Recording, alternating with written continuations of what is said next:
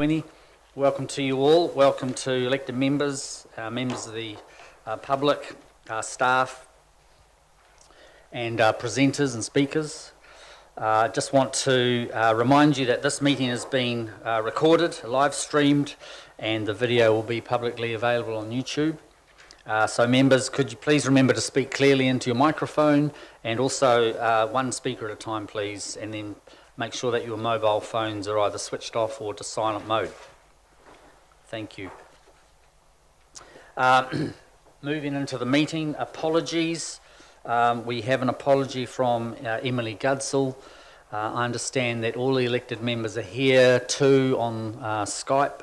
Welcome Yako and Larry, and please feel free to jump in at any time, you two.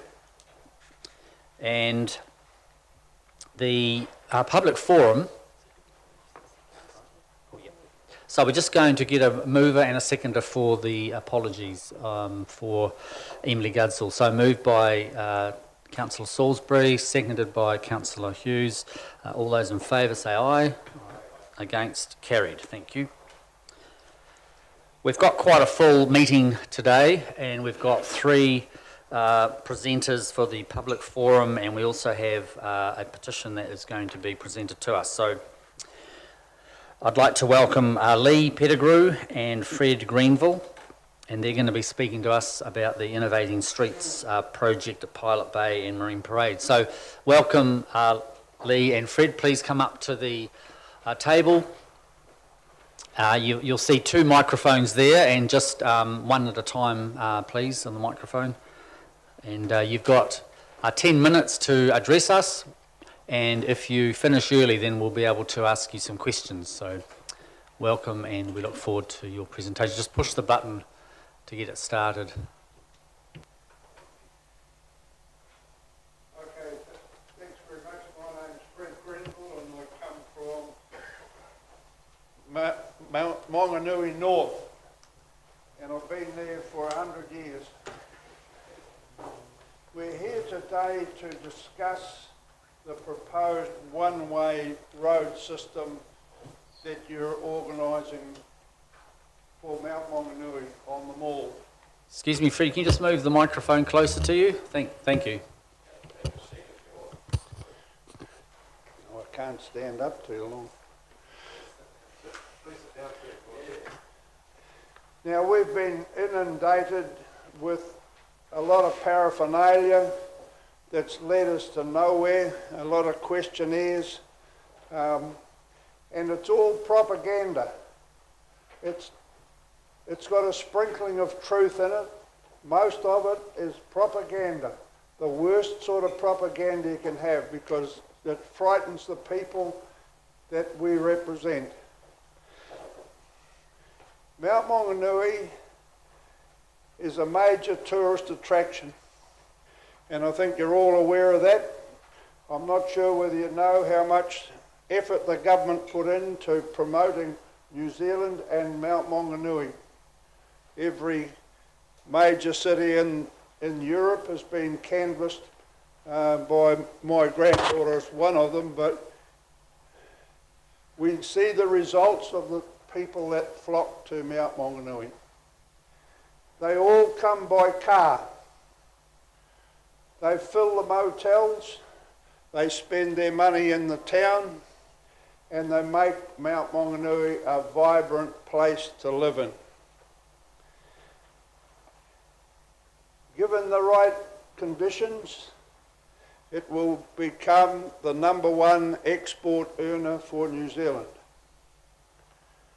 We've got the beaches, we've got the water, we've got the mountain, we've got the hot pools, we've got everything. Except until this council come along and propose to wipe out 125 car parks. Now, car parking at the Mount is a very essential part of the vibrancy at the Mount. When the council took 50 car parks off the Phoenix car park, the price of car parks at the Mount went from $4,000 each, $40,000, sorry, each, to $60,000. That's the current price you pay to have a car park at the Mount.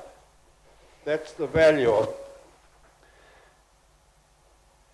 Now, the main objection I've got to the one-way road system is that you're proposing to move the car parking from the water curb in 3 metres or so for a twin bike lane. Now, that leaves the 145 car parks on the mall 10 feet from the beach. The most important group of people that we have at the Mount are the young mothers with their crawlers, their toddlers and their preschoolers. And they're there for relaxation. Now, to get them out of the car with the pram, the picnic lunch, the blankets and the kids' toys onto the beach is going to be a nightmare. In fact, I would venture to say, having had experience with health and safety, that the health and safety people will not allow this council to put that line of cars with those people in it, whether they're young ones or older ones, with a row of traffic going up one side and the 2 lanes of bikes going the other way, and you're stuck in the car.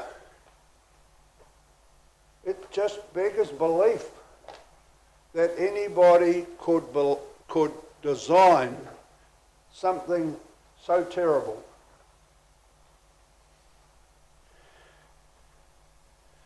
I know that this is promoted by the Cycle Brigade,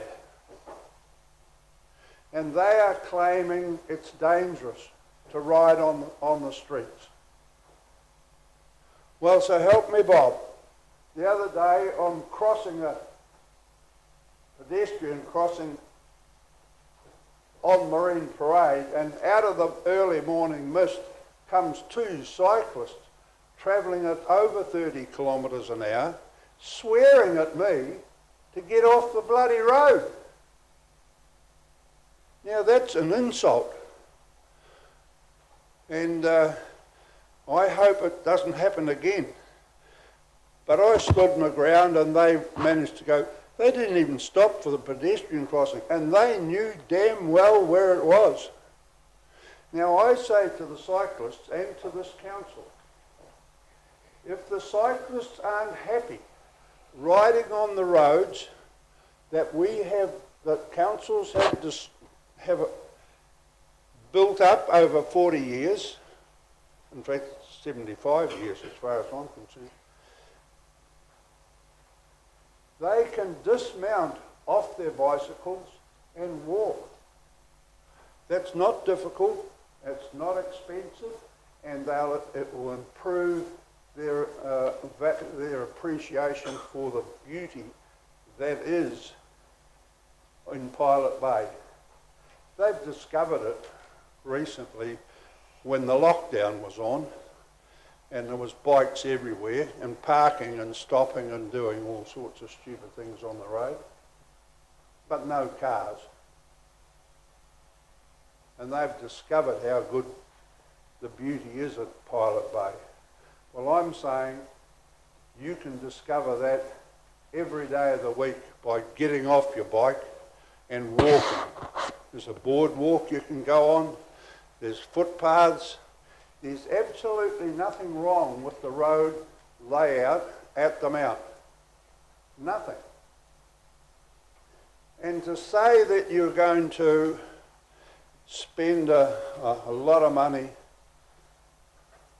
improving the roadway at the Mount for pedestrians and motor cars is a lot of bloody nonsense. It's just bloody nonsense. You can't improve on what's there. There's no more land. God's not made any more for a long time here. And we've got to do the best we can with what we've got.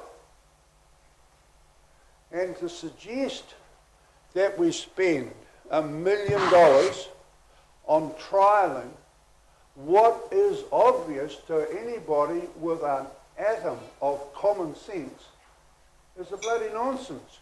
We haven't got $1 million to spend. This council struggles for money all the time.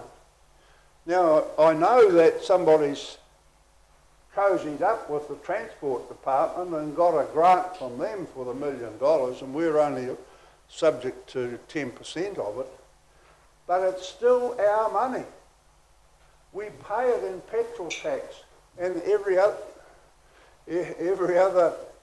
form of taxation for the Transport Department to have it. And there's better things they can do with the money. They could sort out Totra Street. Now, we've spent $10 million putting bridges over the K Road, the lakes, and the Wairau River. And there's roads everywhere, bike lanes. And I travel regularly from Mount to the Waikato. And I've seen 3 people cross that $3 million bridge. 3 in 12 months.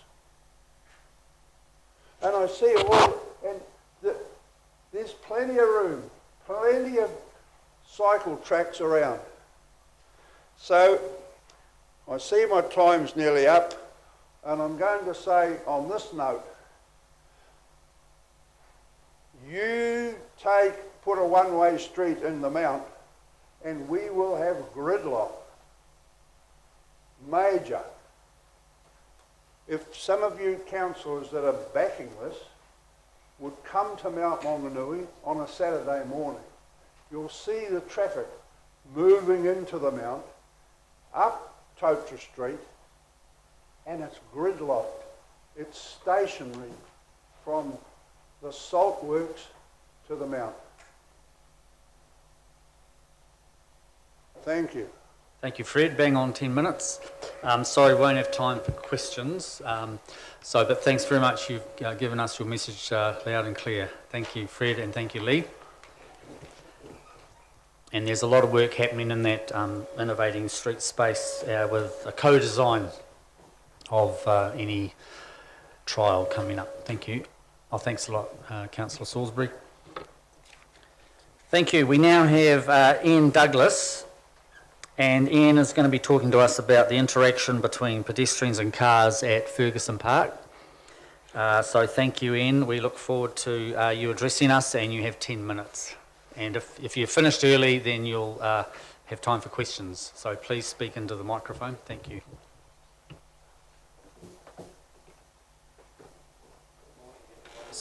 Push the button. Good morning, everybody.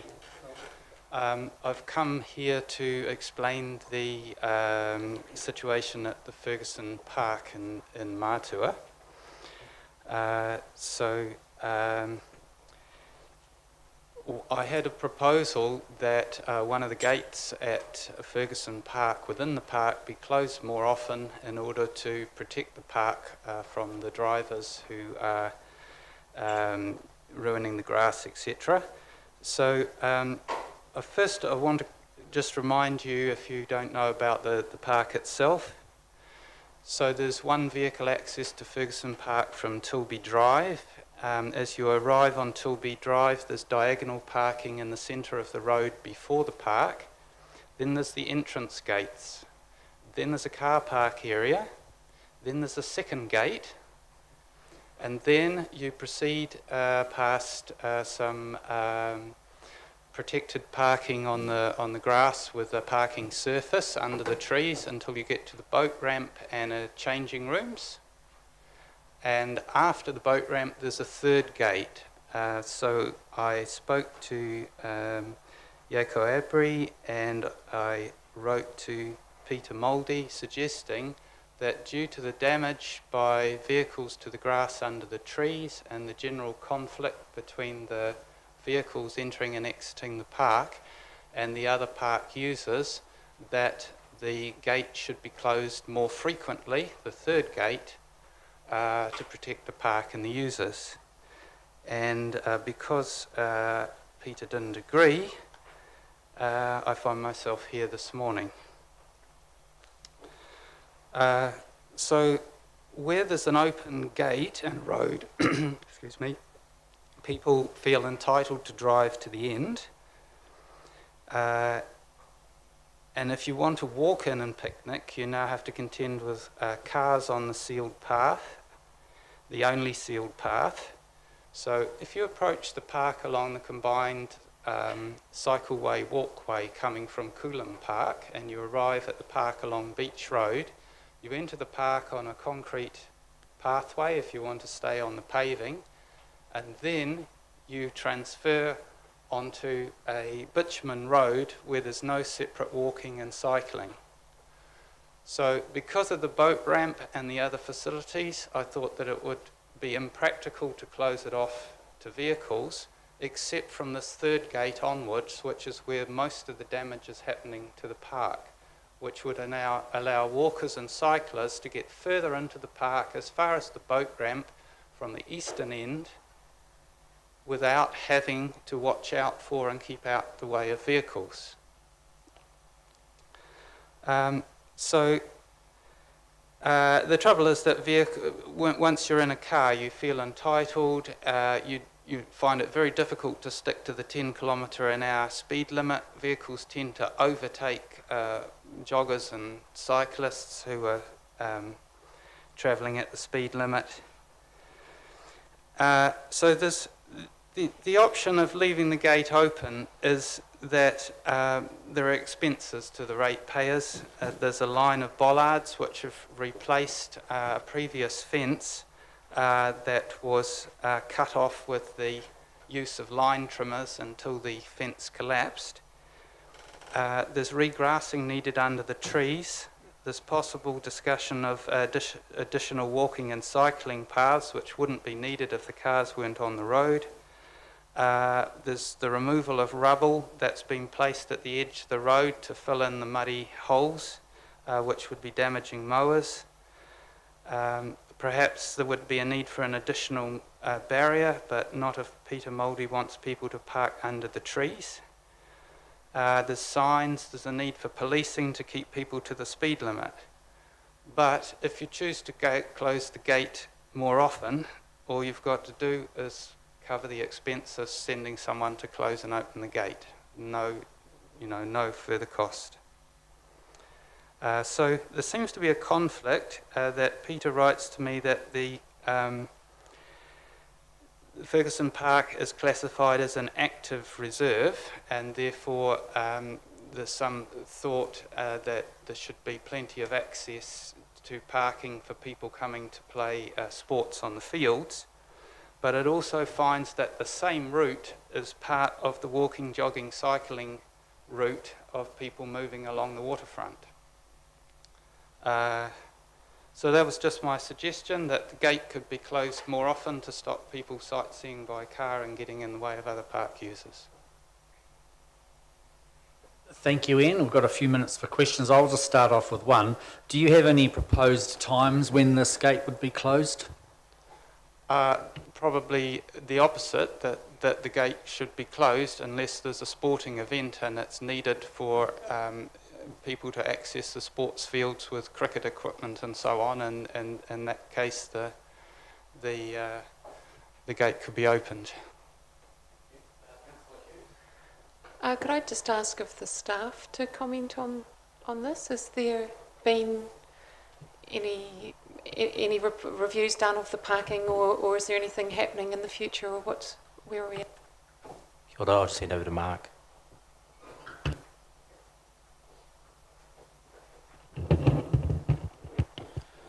Kia ora. Good morning all, and thanks Ian for your comments. It's good to hear some feedback. So there is always a conflict with pedestrians, cyclists and other users of the park. In this case, we're actively engaging a consultant to look at trying different ways to separate those different activities. There is being looked after by the cycling team in the transportation department.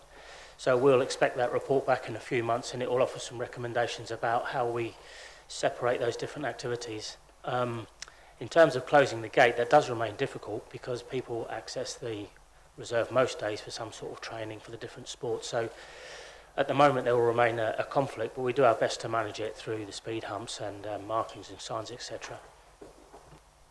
Thank you. So there is a report coming back to council or this committee? The report at this stage is a staff report. We'll see what it says first, but we might be able to manage it through the cycle action plan and do the upgrade that way. Thank you. I appreciate that, Mark. Any other questions from councillors? Thank you. Oh, you're right there, Councillor Hughes. Okay. Look, thanks a lot, Ian. Your concerns have been noted, and it looks like we're already looking at some initiatives to address some of those concerns, but, you know, appreciate your patience as well. Well, I something will come back hope to that us. you can avoid the, additional expenses. You've got a situation where you've got, on the public road, you've got separate facilities for all these activities, and then you arrive at the park and they're all together on one strip of seal. Thank you. Excellent. Thank you. Thanks for bringing that to our attention, Ian. Our final public forum today is Michael Dance, and there's supported by Frederick Heffelder, Karen Laidlaw and James Peterson, and they're talking about Links Ave and cyclists. So welcome. Now there is a PowerPoint presentation, so please go through that, and then if you've got time at the end we'll have some questions.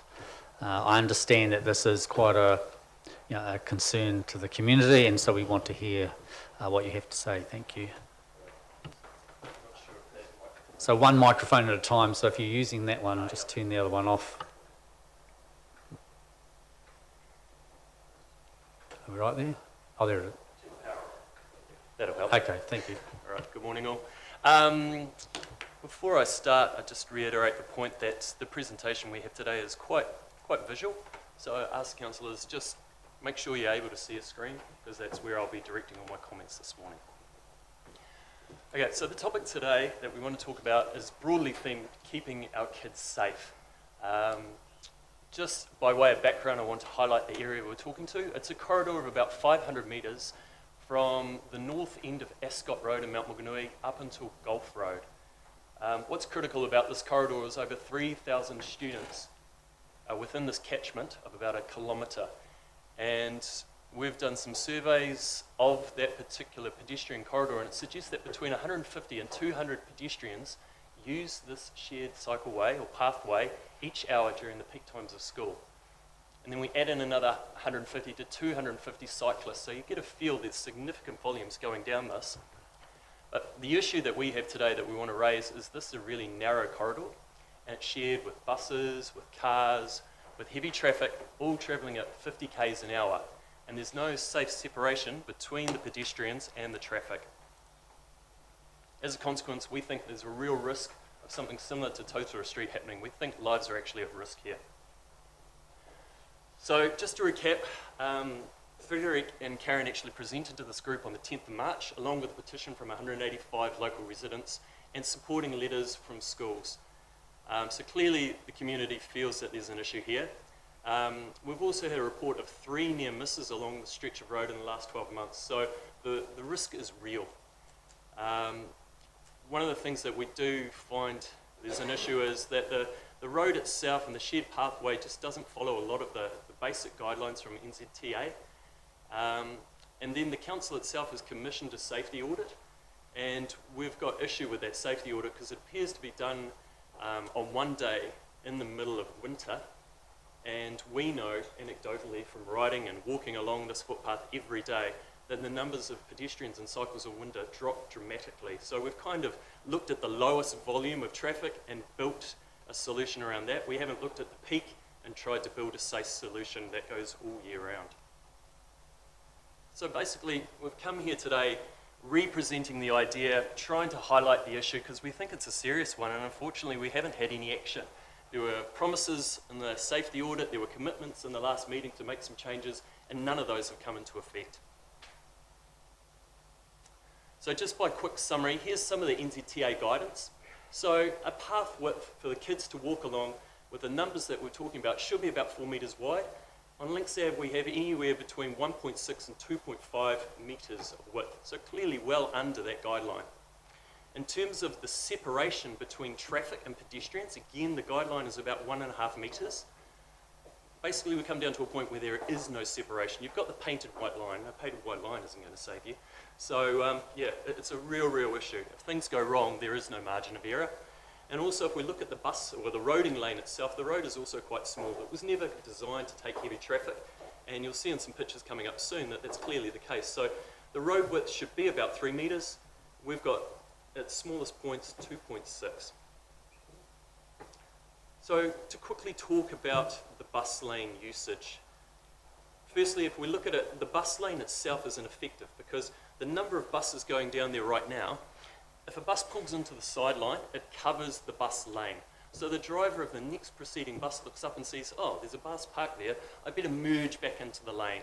And as he does that, he chokes the standard traffic and the thing becomes ineffective.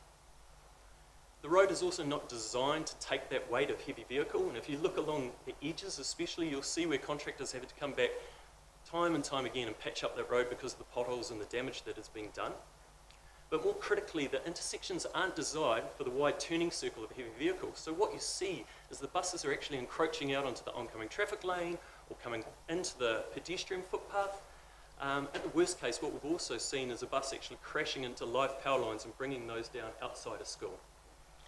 The bus stops themselves are really poorly placed. Again, I'll show you some examples coming up, but they create blind spots. So it forces traffic to actually come into the path of oncoming traffic.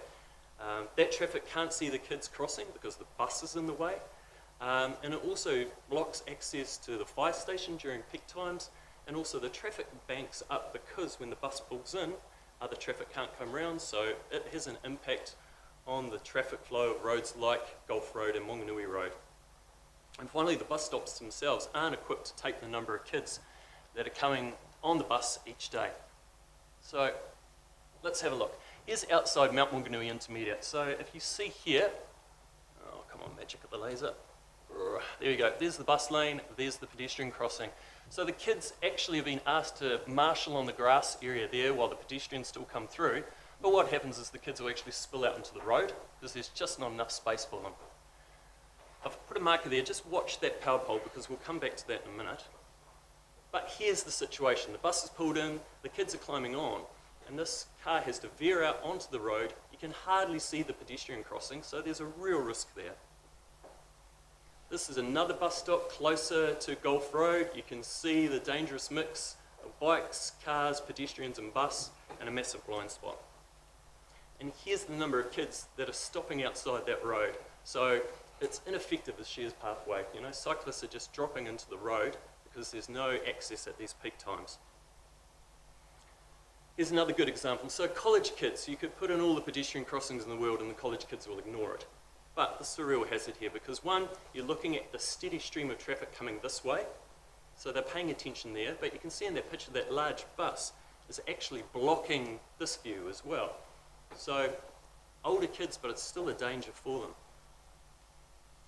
Also talk about that turning circle. You can see how wide this bus needs to come to make that entry. And here's the reverse angle. So here's that bus again coming out into the pedestrian crossing. The driver has to pay a lot of attention to make sure he gets that corner. Also looking at their power pole.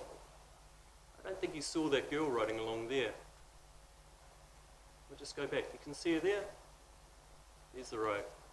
Okay, here's the power pole that I mentioned before. So that power pole actually got taken down by a bus this year. So those live lines were in front of Mount Wanganui Intermediate at peak time where kids were coming to school. Another area that I wanted to bring up is Gulf Road Crossing. So we've got the kids out of Links Ave. We now bring them onto Gulf Road. Unfortunately, that pedestrian crossing's located at a really busy area. There's a choke point in its design where kids actually stop in the middle of the road and wait to try and get across. Then when they do get across on the north side, we put them on a really poor pedestrian crossing, which is nothing like what they have on Links Ave. And that crossing is so unsafe that the teachers themselves, in their own time, are supervising that crossing and make sure that the kids get across safe. So here's an example of it. You can see this boy here. There's a couple of kids from Umanu School waiting, and the intermediate kids are slowly getting through that narrow space. You can see what's happening to the traffic too. It's getting held up because of that busy intersection. It's backing all the way back up to Monganui Road. Cars are parking across lanes to try and get through because they're frustrated. And then this is the pedestrian corridor we put them back on with roads, traffic, power poles, parking. An ideal situation is what we have on Ranch Road. So we have a nice wide footpath, we have grass to create a safety buffer, we don't have incoming traffic, we actually have it parked. So all in all, there's a nice 1.8 metres space for the kids to walk down. But this is what we have on Links Ave. This is typical of a Monday morning. So here we have rubbish, recycling sitting there on the footpath for the kids to try and weave through. You've got the permanent hazard of the power poles there. Now you have the incoming traffic added into it, and here is the amount of space that the kids have to navigate down. More kids crossing the road up here, and there is the bus merging in and killing off the traffic.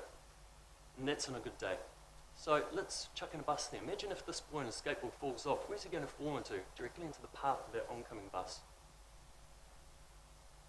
Okay. Cars are parked on the side of the street, so if that boy falls off and he's in trouble, he's not going to be able to easily fall away from danger. He's going to fall back into the road. You've got other kids coming towards him at pace, and then you've got these guys. So we can have all the education we want with college kids, but they're not going to give a damn. Riding down the wrong side of the road, weaving in at our traffic, it's tough. So imagine that you guys have a son or a daughter, granddaughter or grandson. We're encouraging them to ride to school on their nice, bright, shiny bike. She's just learning to ride. She's got big kids weaving in and out of power poles and rubbish bins, and you've got a bus travelling it here at 50 k's an hour with less than 50 centimetres separation. And we ask her to run that gauntlet every Monday morning. Skip that. So what do we want? Basically, we want to reinstate a minimum 1.5 metres of segregation from moving vehicles and foot traffic along both directions of Gulf Road from Gulf Road to Ascot Road North.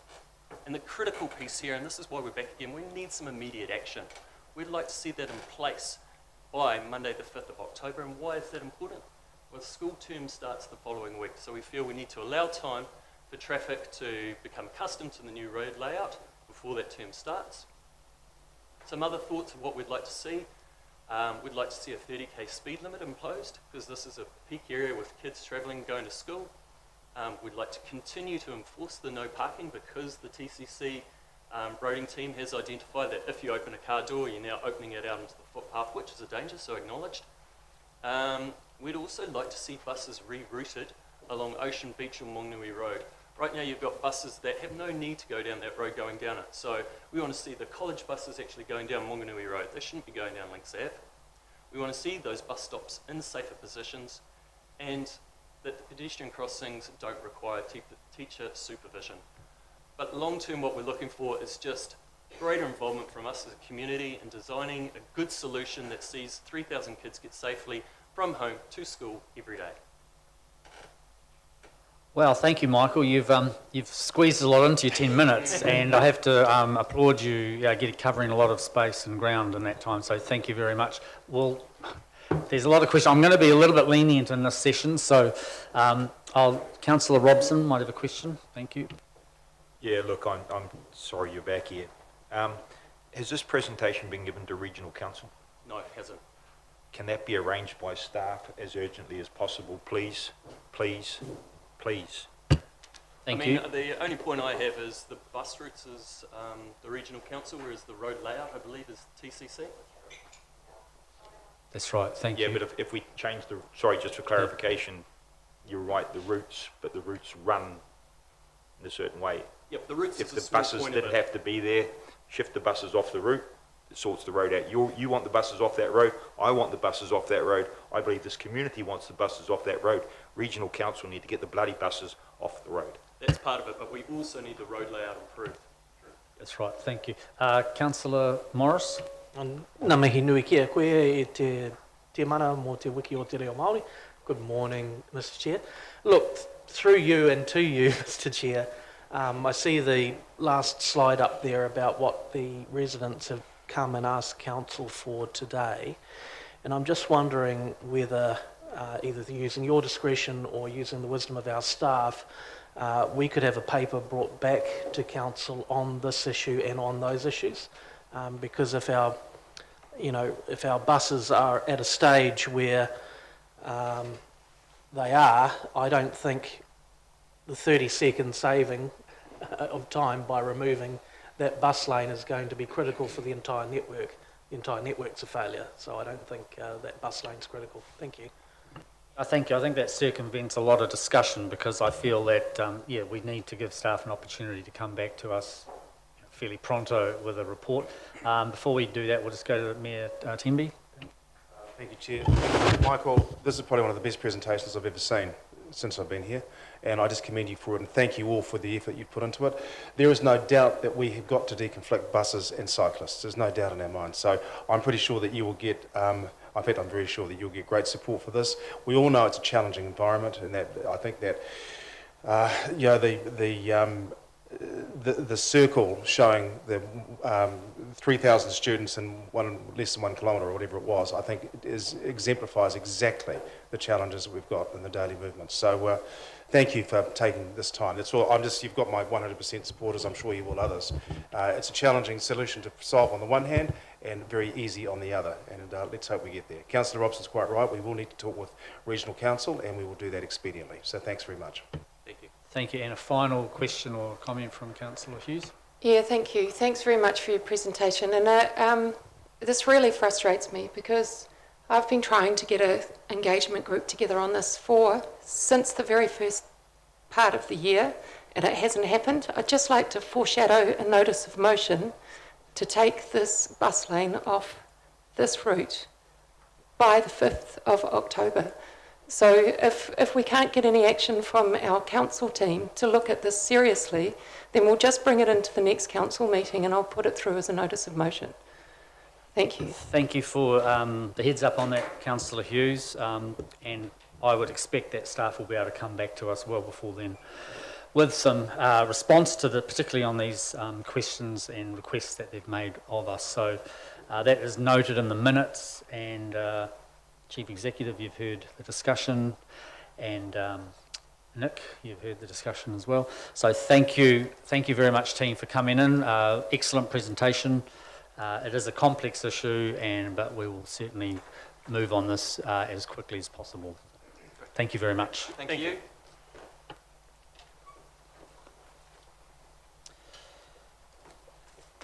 Acceptance of late items. I don't believe there are any. If anyone wants to bring to our attention, that's fine. There is none. Confidential business to be transferred into the open. We only have a couple of attachments in public excluded. And then change to order of business. I don't believe there's any request to change the order. So we'll move to confirmation of minutes of the last Project Services and Operations Committee on the 4th of August. Are there any corrections or matters for consideration? If that's the case, I'd like to call for a mover and a seconder, please. So Councillor Salisbury, seconded by Councillor Kiddy. Thank you. Any discussion? I'll put that. All those in favour say aye. Against? Carried. Are there any declarations of conflicts of interest? There being none, we now move to a petition that we are going to be receiving from Janice Lenihan. Janice, please come up to the microphone and please work through the petition with us. And you've got up to 10 minutes, and there may be some questions as well if you finish before then. Thanks a lot, Janice.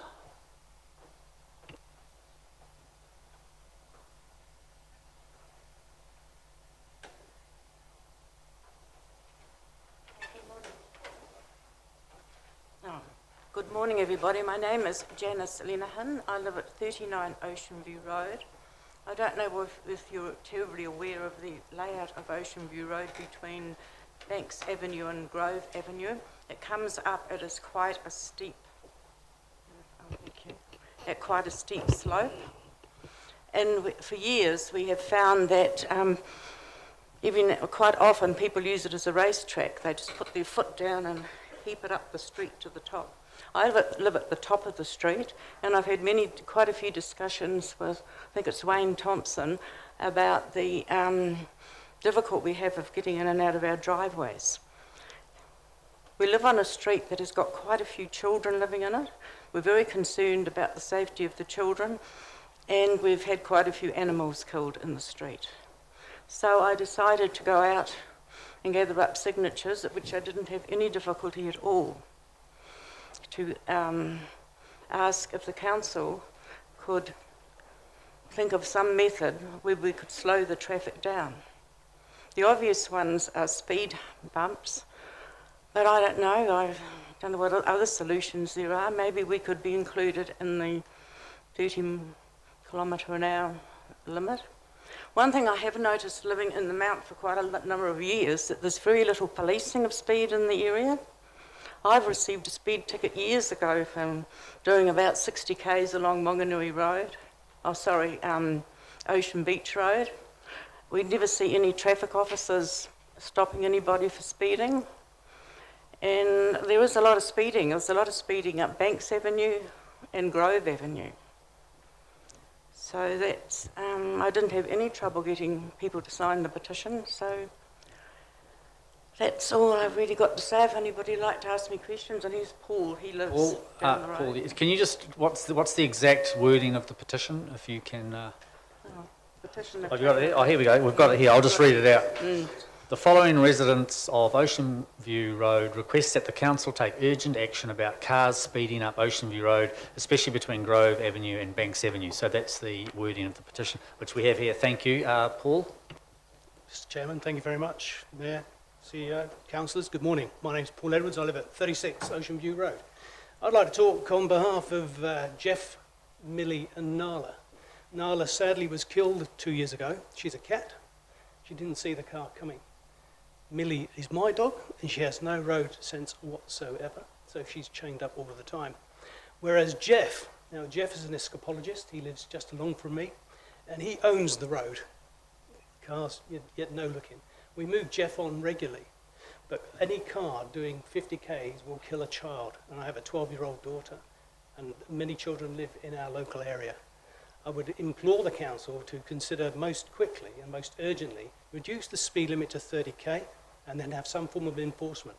Last night we experienced a few boy racers going up and down the road. Don't know why, probably to evade the police on Monganui Road. But this is a regular occurrence on our little street. It's just been resurfaced, and the resurfacing is interesting. Our cars are getting destroyed by these little pieces of chip, because it's some kind of microchip, and it's also cascading down into our driveways. As Janice says, our driveways are steep. It's just intolerable in my view. Thank you very much, but I do ask you to consider this most urgently. Thank you. Are there any questions from councillors? Councillor Morris? Thank you, Mr Chair. Just looking at our road hierarchy, Ocean View Road's not a collector road, and it's not an arterial road in any regard. So how will, obviously council or the committee will receive the petition today, but how will council staff respond to the petition and work with the residents in terms of identifying and, well, they've identified the issue, but resolving the safety issue there on that section of Ocean View Road? Chief Executive or Nick? I'm happy to respond to that. Thank you, and thank you for the petition. And there are a number of issues we can apply to make it a safer environment. One of them would be speed bumps, as was suggested. That has noise issues and other issues that come with it. So we would have to go through some kind of a process, consultation process, to gauge the popularity or otherwise of that. Also, the speed limit could be another option, and Brendan and I, we went and had a look at it last week and drove through it, and you can sort of see how speed can become quite attractive, because it's straight, it's wide-ish if there aren't too many cars parked, and we could have a look at a speed limit of 30 kilometres an hour. I would suggest, though, that would have to have some kind of an infrastructure component to it, because if you just put 30k speed limit without having an environment that reads like 30 kilometres per hour, you can actually introduce safety issues. So you also need willing compliance and for drivers to really understand the speed limit and why that is there. So I'm not saying we shouldn't. I'm saying that we can look into it. If that's what we decide to prioritise as an organisation, we can go through the process to see how that particular one can be made safer. Thank you. Mayor Powell? Paul? Just an observation. Are you suggesting that you do not prioritise safety? No, not at all. No, I think what Nick means is we've got many roads around Tauranga which perhaps have some similar issues, and we have to prioritise which roads we attend to first. So, but certainly the message has been given to us. Mayor Powell? Thank you, Chair. Paul, just to add to that also, putting up a speed limit of 30 kilometres an hour without having traffic calming measures might not necessarily work. There's got to be some greater indicators of the 30 kilometre an hour zone. So I think that's what Nick was trying to say. Just an observation of this morning, Chair. We have a theme arising in various ways, and I suspect it's a theme which will continue. And it's a consequence in many respects of increased population, and as a consequence of that, perhaps increased traffic flows. I wonder if, instead of looking at this in piecemeal, Links Ave or, in this case, Ocean View Road, I wonder if we shouldn't be looking at a more strategic overview of that part of Mount Maunganui safer. And I'm not going to necessarily put it in a bracket, but it could be from Gulf Road, towards the Mount, I don't know, somewhere like that, to say what do we need to do here for the future, because I see the theme. I suspect we will be here for many Peace Talk meetings discussing exactly this in various parts of the city, and the Mount because of its peninsular nature. So just really making a suggestion to staff that maybe we should look a little bit more strategically at this rather than looking at road by road, piecemeal by piecemeal, ad infinitum. Thank you, Thank Chair. you. I think that's a good suggestion. Nick? So I just want to say thank you for the clarification. I can understand in hindsight why you would understand or read my comment as if we were not prioritising road safety, but it's a matter of ranking and in order of priority what we're working on. So thank you for that. And I also would like to mention that we are going through a citywide speed limit review that we are preparing for at the moment, and this part of the city will also be part of that work.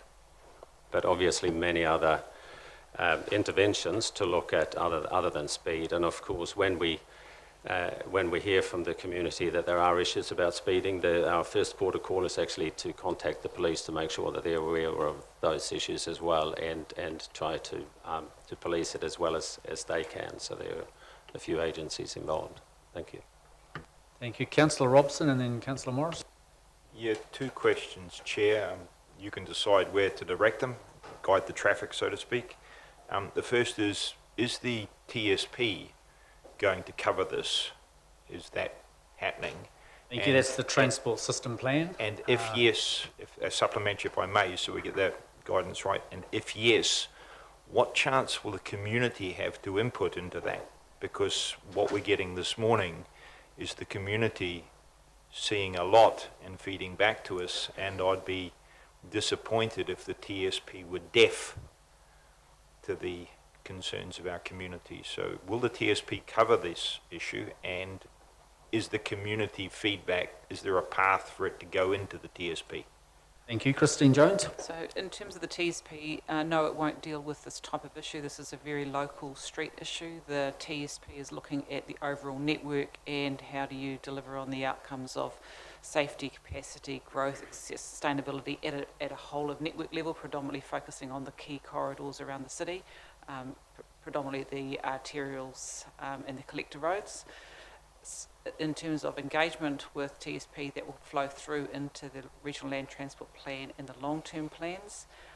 Nick might want to comment on opportunities and processes for community involvement at a local street level, which is a different level from what TSP is.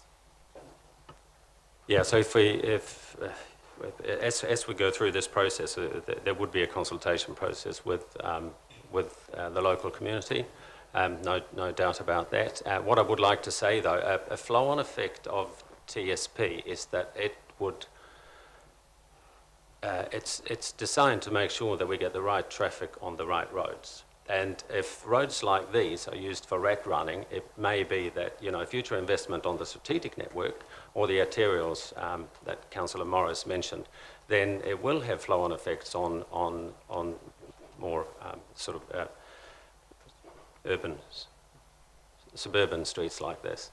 A big part of our challenge is to get the right traffic on the right road, not dissimilar to the issue we just talked about on Lynx Avenue. Thank you. Just two more questions. Councillor Morris and then Councillor Hughes. Thank you for your indulgence, Mr. Chair. I read somewhere about the review of speed limits, and there were several roads which were proposed to have a reduction in speed, not the least one near where I lived, and that sort of piqued my attention. I can't remember whether it was a Chief Executive update or whether it was an UFT committee agenda, but it was somewhere. So what's the time frame in terms of the speed limit review for the city or even more local parts? Yeah, so it's been a reasonably frustrating space, this, because this speed limit rule and speed limit guide were introduced as a new concept a couple of years ago, and the original intention was for speed limits to be reviewed as a one network, by a one network approach, because it's all interlinked. It's getting the right traffic on the right road safely, and there's been several iterations of how it needed to be communicated and engaged, and how feedback from the community was to be considered, etc. Road safety issues, all of that. And just before lockdown, we actually had the Transport Agency here to discuss that and expressed our wish to go ahead with this as quickly as possible. And because the nationwide guidance around that consultation and engagement and the process hasn't been quite locked in, we decided at that point that it's something that we can just go ahead with locally and treat it as just look at our network, which might, in the big scheme of things, it might not be the perfect solution, but we think it is the right thing to do. That was literally the day before lockdown, and then we've had a lot of issues to deal with, and it is something that the road safety team is prioritising. They're working on it and looking at a citywide approach for it. So definitely 21, and hopefully we can get some communication started during this calendar year. I'll be looking at Brendan for some guidance on that. He might know a little bit more about the exact timing of it. Thank you. So we're proposing to come to the community on about 10 roads soon, later this year. NZTA have just announced some new criteria for next year, and that's when we'll do the citywide review. So we're looking about middle of 21. Thank you. And final question from Councillor Hughes. Are you just noticing that we are doing pedestrian refuges a lot at the moment instead of pedestrian crossings, which pedestrian crossings are also a good way to work with traffic calming if they're done well, but instead we're looking at traffic flow and safety in terms of traffic flow. So I'm just wondering what the opportunity is for us to look at things a little bit differently in roads like Ocean View and Marine Parade when the community are asking for traffic calming measures, and we're interested in getting pedestrians around safely around our community. Could we have a comment on that? Yeah, so of course we can work differently with it. The proposed refuges that we're working on at the moment, we did go through a challenge process whether that was the right intervention or whether they should be pedestrian crossings, and from a safety perspective, the refuge option is deemed to be safer because of the speed environment and being possibly out of context, so it needs to be read in the sort of whole environment. And it is also about utilisation and where we are putting in refuges. If we were to put in pedestrian crossings and it's a low utilisation, people that drive through it regularly get used to there not being any people there, and then that creates safety issues. So it is another one of these sort of scenarios where you need to look at the whole picture to generate the safest option, and I think, Councillor Hughes, if we need to look at it differently, we need to look at the function of the road. Where else do we take cars? Are there any other options that we need to introduce? So I think we can look at it in a wider sense, in a sort of a mode shift sense, but it's a different piece of work that needs to look at the wider community, the utilisation, the transport in general. So we can't just view that on a local basis. Thank you, Nick. Yeah, thank you. And that goes to what Tembe is also suggesting in terms of a review of the way that whole area works for. Thank you, Nick. And I think we staff. should also. Sorry, can I just add to that the B2B project has got flow-on effects. I mean, we see that people do rat running on streets where they possibly shouldn't be driving through the mount at the moment to get into town. So that's just another complication, another thing that we're dealing with. But we do know that it definitely adds to the volume of the suburban streets. And will for some time to come. That's right, for a while to come. Thank you, Nick. Thank you for the explanation. Thank you, Janice and Paul, for coming along and presenting your petition. And hopefully you've heard some of the workings that go on behind the scenes. And we'll thank you. Thanks very much. So I'd like to recommend that we receive this petition. So I will move that we do recommend that we receive this petition. Can I have a seconder, please? Councillor Morris. Any discussion? I'll put that. All those in favour say aye.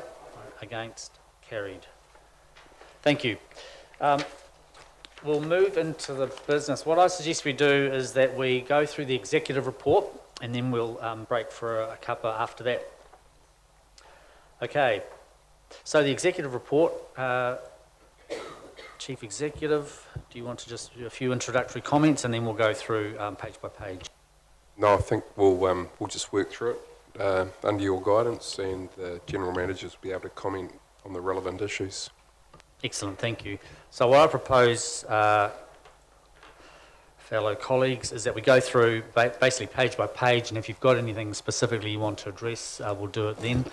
So we're starting here on page 19. Page 20. Councillor Robson. Yeah, with regard to curbside collection, paragraph 9, the public have a high level of interest in it. Do we have a date for delivery? One assumes procurement process is pretty tightly managed, has time frames, so could we have a date? Thank you. Nick? I'm happy to comment on that.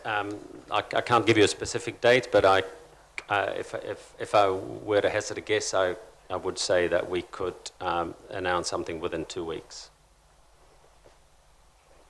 Thank you. That's page 20. Page 21. Page 20, Chair. Sure. Yes,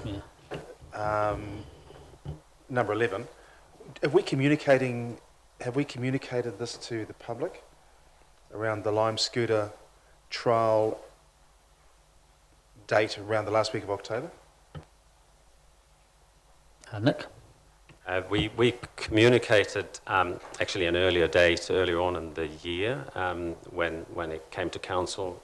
There was some interest in the media about it, and we at the time I think so. This was before COVID, and at the time I think we were looking at an August or September implementation. And now with this this delay, it's probably timely that we do go back and advertise that. Thanks, Chair. I think it is important that we do communicate the update. Thank you. Thank you. Thank you, Mr. Chair. Meandering through the agenda, I think this page is sort of pertaining to strategy and growth and also transportation. So if I can inject my question into that thing there. Yeah, sure. Domain Road in Papamoa, stage 3 of the works. I go outside every morning with the vain hope of hearing some heavy earth-moving machinery beginning the preloading of stage 3.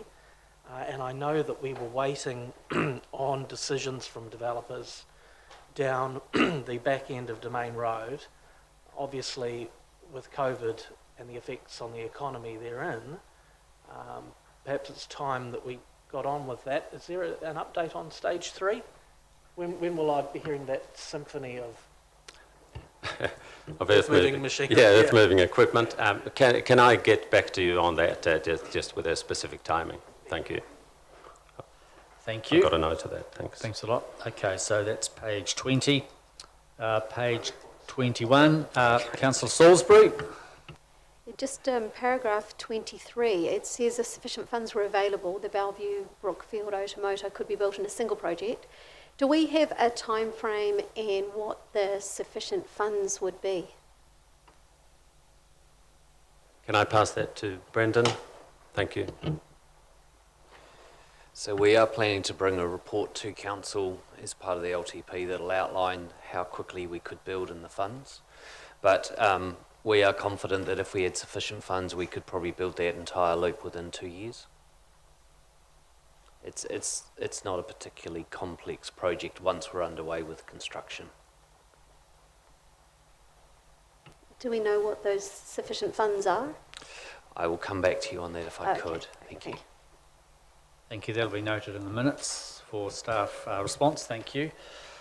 So that's page 21. Page 22. Page 23. Page 24. Chair, sorry. Yes, sure. Page 23. Yep. I just really wanted to say, for those that were there, very successful launch of the electric boat last night, and you took some very good photos yourself, and just great to see Vesselworks functioning in this way. It was really a good group down there. It was a bit of a chilly old night last night, but great to see an electric boat having been designed and built in Tauranga at the Vesselworks site. So and nice to see the beginnings of the marine industry and that marine precinct working again. Thank you. Absolutely, that was a real milestone, I thought. Thank you. Councillor Hughes. Yeah, just have a question around on page 22, number 31 on procurement. There's a procurement issues and options paper. I'm wondering whether the four well-beings and looking at cultural and environmental and social outcomes in our procurement is being taken into consideration in this paper at this time? Through the chair, it will be. It'll be a multi-stage process to work through that, though. We're looking potentially at doing some changes just around some of the practical application that we need to do to get things with a more in-depth review, considering all of those elements plus the other reviews that have taken part over the last 6 months. So does that mean that this will line it up to? It will, but the first lot of changes we're aiming to do quite quickly just to get those, but that will be lined up in terms of the full policy review, yes. Thank you. Thank you. So that's page 22. page 23, page 24. Councillor Robson. Yeah, paragraph 54 sounds like a cut and paste from an SAP brochure, which disturbs me slightly. For those of us who have interest, experience, knowledge of this part of the world, is there any source we can go to get a bit more? The claims are quite powerful. Certainly it's an area of weakness for us as an organisation, actually all councils to be fair, and probably central government as well. We've heard some response around the Innovating Streets engagement collateral this morning, which wasn't flattering. But is there somewhere we can go for a slightly deeper understanding of what Qualtrics actually does? So through the chair, I'll ask Alan to distribute some more information in terms of that. Thank you, I appreciate that. Yep. Okay, that's page 24. Page 25. Okay. Page 26. Page 27.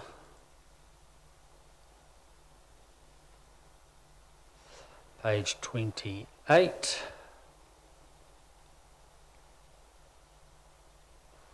Page 29.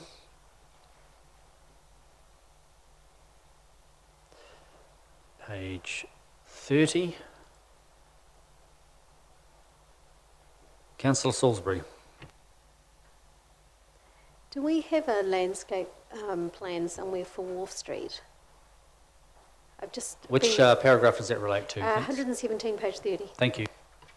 Through the chair, we can distribute one. Thank you. So that's page 30. Councillor Hughes. Could I just ask on that, has anything changed in terms of the landscape plan for that street? It's exactly how it was presented. At this stage, yeah, I believe that's the case. Nothing's changed. But I'll find out and we'll distribute the most up-to-date plan. Thank you. Thank you. Page 31. Chair, yes. sorry, just back to page 30 quickly. Aurora Tangata, who is representing us on that? Do we know? Sorry, what paragraph is that? 120. 120. So who was representing TCC? I see Kainga Tipu is there, but I'm just wondering if we have a sort of a key representative on that. This is in Susan's team, but she's absent today. So my understanding is the Takawanga team have been quite heavily involved in this piece of work. Thanks a lot. Okay, page 31. Page 32. Yep, Councillor Salisbury. It's just a correction, I think, in paragraph 129. I suspect the date is not correct. At 22 February 2020. Thank you, well spotted. Definitely 2021. Councillor Granger. Yeah, just in reference to page 31. Customer services, number 124. I see that we've taken on the Bapedi Regional Council after hours calls from the 31st of August. How's that running at the moment? Can someone fill us in a little or give us a comment on that, how that's going? And Susan's absent? Susan's not here, but I can only imagine that no noise is good news. Thank you. Councillor Kitty.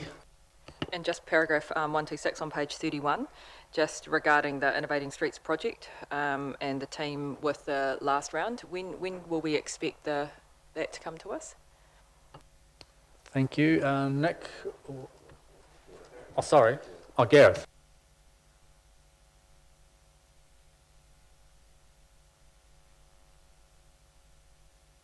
Yeah, through the chair, I'm not sure. I'll find out for you. Thank you. That'll be noted for staff follow-up. Yes. Chair, yeah, one paragraph 129, also some date typos there. Oh, yeah, okay, I think we've noted that one. Thank you very much. 2021, yeah. So that is page 32. Anything else on page 32? Thank you. And then there's the Building Consent Authority Management Report. Councillor Robson. Yeah, this opportunity to perhaps put some positive news in a public space. There's an enormous number of consents issued by this organisation. What we don't see here is how many flow through the organisation without problem. Can anyone give some indication of what the, I don't know, how can I describe it, the satisfaction level or the successful progress rate is? How many of the consents that come through the organisation actually cause us an issue in some ways? I know they sometimes hit headlines, and I know councillors were approached occasionally, but is there a chance of getting some numbers on that? Barbara, do you have any indication on? Apologies, I didn't hear the question. So just an indication on, with all the consents that are processed, you know, we sort of hear about the ones that go wrong, but in terms of ones that go right, Yes. sort of quantum and percentage, etc. Yes, through you, Mr. Chair.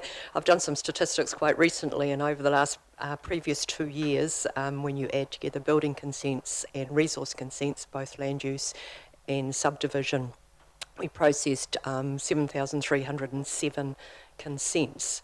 So, you know, the numbers is very, very low.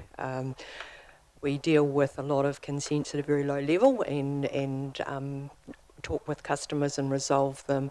As far as any consents getting to an extreme case where there's upset customers or something's gone wrong, it's in single figures. Thanks for that indication, appreciate that. Councillor Morris? Thank you, Mr. Chair. If I can have your indulgence to go back to the beginning of the report, the Waiari project, given it's a $180 million project, probably worth a I'll let mention you off. of some, in some regard. We had a committee meeting of the Waiari Kaitiaki Advisory Group last week, and in that mana whenua were expressing their concern that they were kind of falling in between the gaps between Tauranga City Council and Western Bay of Plenty District Council. Of course, it being a Tauranga City Council, please excuse the preface, it is a Tauranga City Council project, but it resides within the Western Bay of Plenty District, and they expressed some concern that the joint governance committee between Western Bay of Plenty District Council and Tauranga City Council was disbanded this triennium, and so they have no opportunity to elevate their issues to a higher forum. The Kaitiaki Advisory Group is the highest forum that they can elevate their issues to. So, a question to staff, possibly governance staff, why was the Joint Governance Committee disbanded, and are we able to get some sort of a replacement? Because I think it's important we have a good relationship with our Western Bay colleagues. Yeah, I think that was reported in one of the very first meetings of council, and there was a view that, from my memory, that it wasn't adding value. That it was dealing with a lot of quite low-level issues, and that I think the time and resource that went into supporting it wasn't justified, and I think that was mutually agreed by both parties, but we can pull that report out and provide a copy of that. So, but to your second point about how these issues might be addressed, well, it would be quite helpful if I guess those concerns could be articulated or recorded and forwarded to me and or Miriam Terrace, and then we could take those up. Thank you, Chief Executive. Very brief supplementary, Mr. Chair. I'm just wondering again if governance staff could take the resolutions that were passed at the Waiari Kaitiaki Advisory Group last week, moved by Councillor Arbery, really beautifully crafted, and forward that to the Chief Executives of both organisations. That'd be great. Thank you. Thanks very much, Councillor Morris, for raising that, bringing that to attention, and you are right, it's a very major project that we're undertaking. Any other questions or queries on this report? So that being the case, we have a recommendation on page 19 to receive this report. Can I have Councillor Robson moved, seconded by Councillor Hollis. Any discussion? Thank you. I'll put that. All those in favour say aye. Against? Oh, thank you. Thank you, Councillor Arbery. And we will, so then anyone against? No abstentions. That is carried. Thank you very much, everyone. We will have a break now and come back right on 11 a.m. Thank you.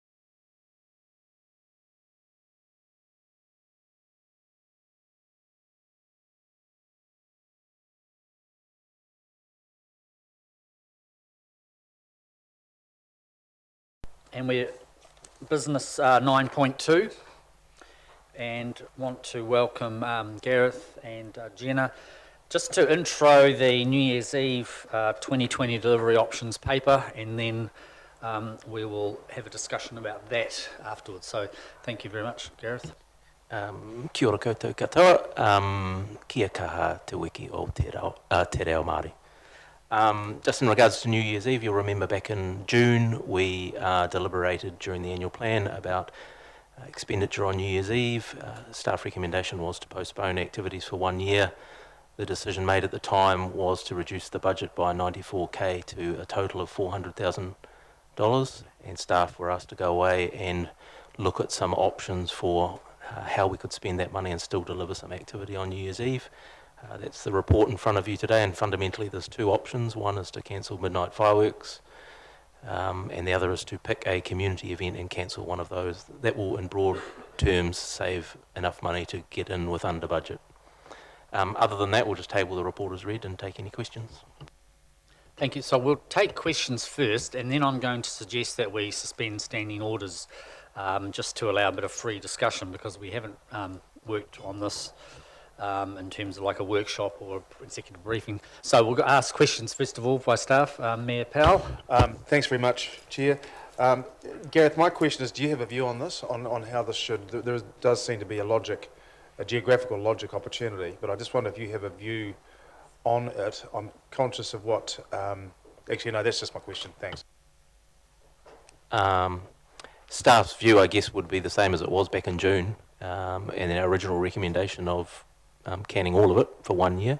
If we had to try and deliver $400,000 worth of events, the two logical options from staff's point of view are, one, don't deliver a Mount Maunganui event because it's a new event and just delay it by 1 year. The other one is probably to not deliver Greaton because it's a relatively new event. It had relatively low attendance last year, although we're expecting more people to attend this year. So those would be the two logical ones if we had to make a recommendation. Councillor Granger, you had a question? Oh, that's fine. Any other questions, Councillor Kitty? I see that you had done some projections for all the suburbs, and there was only one, and that didn't meet the 500 mark people more for the projection for 2020. How was that calculated? You mean the CBD, I think. Is that what you mean? Yeah. So I guess you're talking to the CBD. That's more around, I guess we've seen the same amount of people for the last couple of years, and it's around a space requirement, and it's not like there's a community that walk into that event. So it is people have to pretty much get into their cars and drive to that event, whereas the other ones, we see a lot of people, a walk-up crowd. Thank you. So, Councillor Hollis? The comment made about Mount Maunganui being a new event isn't quite as true as I'd expect. Mount Maunganui's had events there for generations, and we've only missed a couple of years. It's 3 years now. So being a new event, it's just something being restarted at the Mount. And the popularity of that event historically dragged people from all around the country, not just all around the city. So just to be really clear on the Mount Maunganui events, it's a nationwide event. Thank you, Councillor Hollis. There probably should have been a question there, but I'll that's fine. Look, what I suggest now is I'm going to move that we suspend Standing Order 21.5. Oh, sorry, Yako. Yep.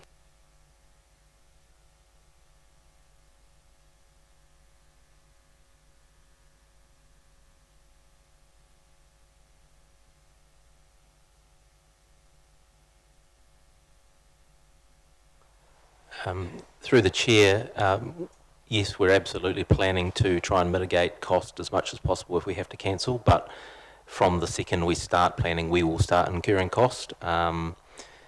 It's not until you get much closer to the event that we incur significant cost, but absolutely with all of our planning we have cancellation procedures. There's different percentages for the fireworks, for example, whether we cancel 30 days out, 60 days out, 90 days out, all of that kind of stuff. Thank you. Councillor Salisbury? Yeah, supplementary to that. If we were at level 3, could we still let off fireworks even if we couldn't have gatherings? Yeah, we just started that conversation this morning, or last night. The fireworks would need to be deemed an essential service. So there is some debate about whether or not that would be the case. I wouldn't like to go to the bank with our ability to be able to do that on New Year's Eve if we were in AL3 at this stage, but we have started investigating what would it involve to get permission to launch on New Year's Eve, but it's not a certainty as yet. Thank you. And thank you, Councillor Arbery, for raising the issue of COVID alert levels. Councillor Robson? We're still on questions. It's a silo question, Gareth, I think. There are some events that we were looking at supporting, being involved with Women's Cricket World Cup. Events that have been sort of put at risk or effectively cancelled, what's been the effective impact on our budgets in this space from those? Has there been anything that's been cancelled post-LTP that's produced a flexibility? No. We do, however, have a paper coming to the event funding panel at the end of October to discuss the impact of COVID on some of the events we're expecting to happen in the city that have had to postpone or cancel, and the impact of our funding support. So some of them, it really depends on the cycle of when the event was as to how we're recommending we treat those. So like I said, we've got a paper coming in October to have that conversation. Early indications are that I don't think there's an opportunity in there to save money that's going to, for example, bolster this budget to allow us to get back to a position where we were pre the June decision. But that's not something we're ready to have a conversation or have the information ready to have a conversation until the end of October. I guess end of October would be too late to start cleaning some of these, or not? Fundamentally, yes. Thank you. I'd like you to stay there because what I'm suggesting is we move... Oh, sorry, Larry. Where you go?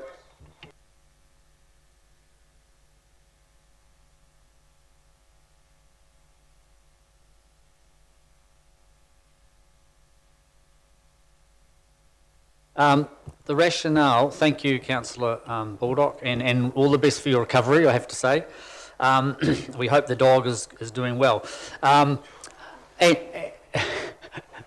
as obviously you as well, Councillor. The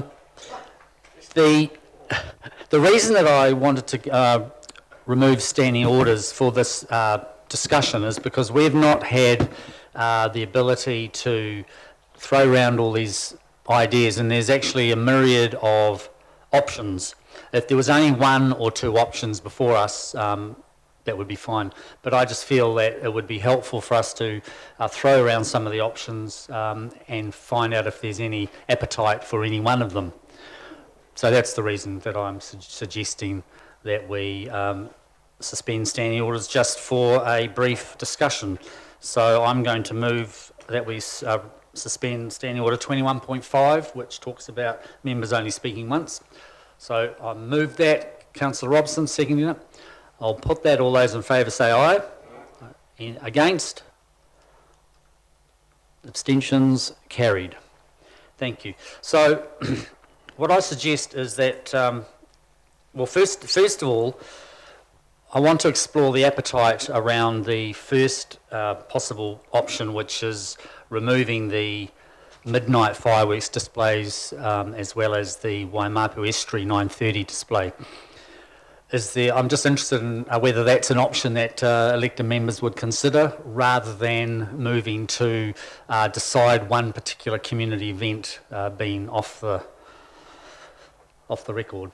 Councillor Mayor Team. Thank you, Chair. The research, as good as it is with vital updates, is ringing in my ears on both families and youth when it comes to events in Tauranga. Youth would say there are not enough and the quality isn't right or the positioning isn't right, and family would say that these New Year's, Christmas type events are critically important. So I will not support B, but I do think, as I was alluding to geographically, that there's an opportunity to merge possibly Greerton to Gareth's Point being new, and possibly even Matua with the Tauranga one. And if we get the communications right, there could be a real opportunity to bring those together in one much larger one. Or similarly, maybe merge them down at Matua. I presume they're at Ferguson Park, Gareth, are they?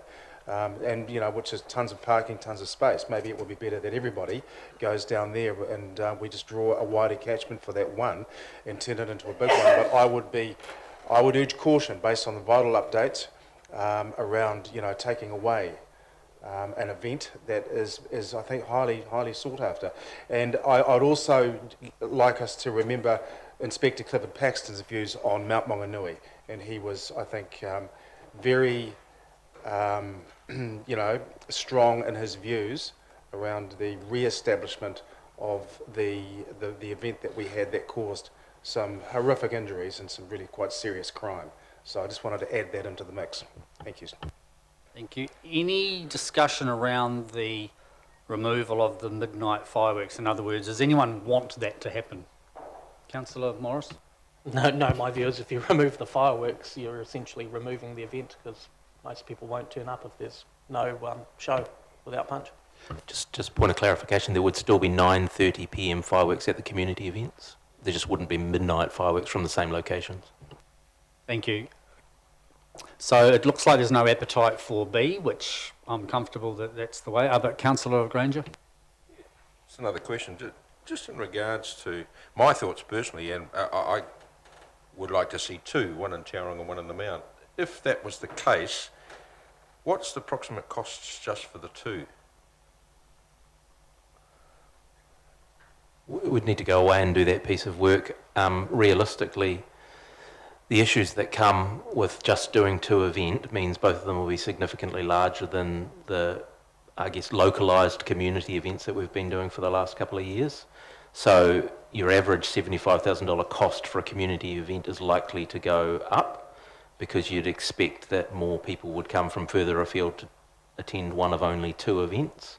Yeah, we'd need to go away and do a little quick piece of work on that to make sure we gave you a fairly accurate answer in terms of what that would cost. Perhaps what I'm searching for here is that could it possibly be done round about the $200,000 mark for the two? I'd suggest it's probably more than that off the top of my head, just because we know there's an appetite from the community to attend community events on New Year's Eve. There's 4 successful ones, although Greeton's growing. I would suggest that a large number of those people are going to still want to go to an event on New Year's Eve, whether it's in their neighbourhood or a little bit further afield.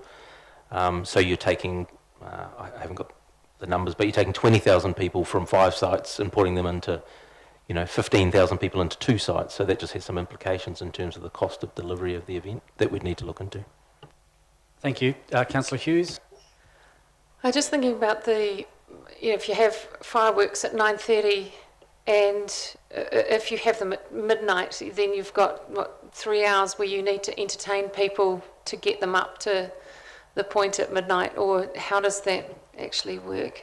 Yeah, we definitely don't take responsibility for entertaining people between 9:30 and midnight. So the community events, people come with their families, they see the fireworks and they go home.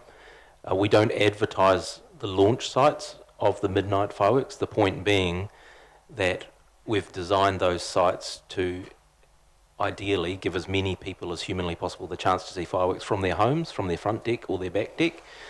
We have a program in GIS called Intervisibility, and we can program the height of the fireworks and the location of the fireworks, and we can move it around to achieve the highest percentage of people right across the city that can see them from home. So we're not encouraging anyone to go out at midnight and look at the fireworks in person. We're encouraging people to stay home, and for a large part of the city you can see fireworks from your balcony or the back door or that kind of thing. Thank you. So, yeah, we'll have Yako and then Tina. Thank you.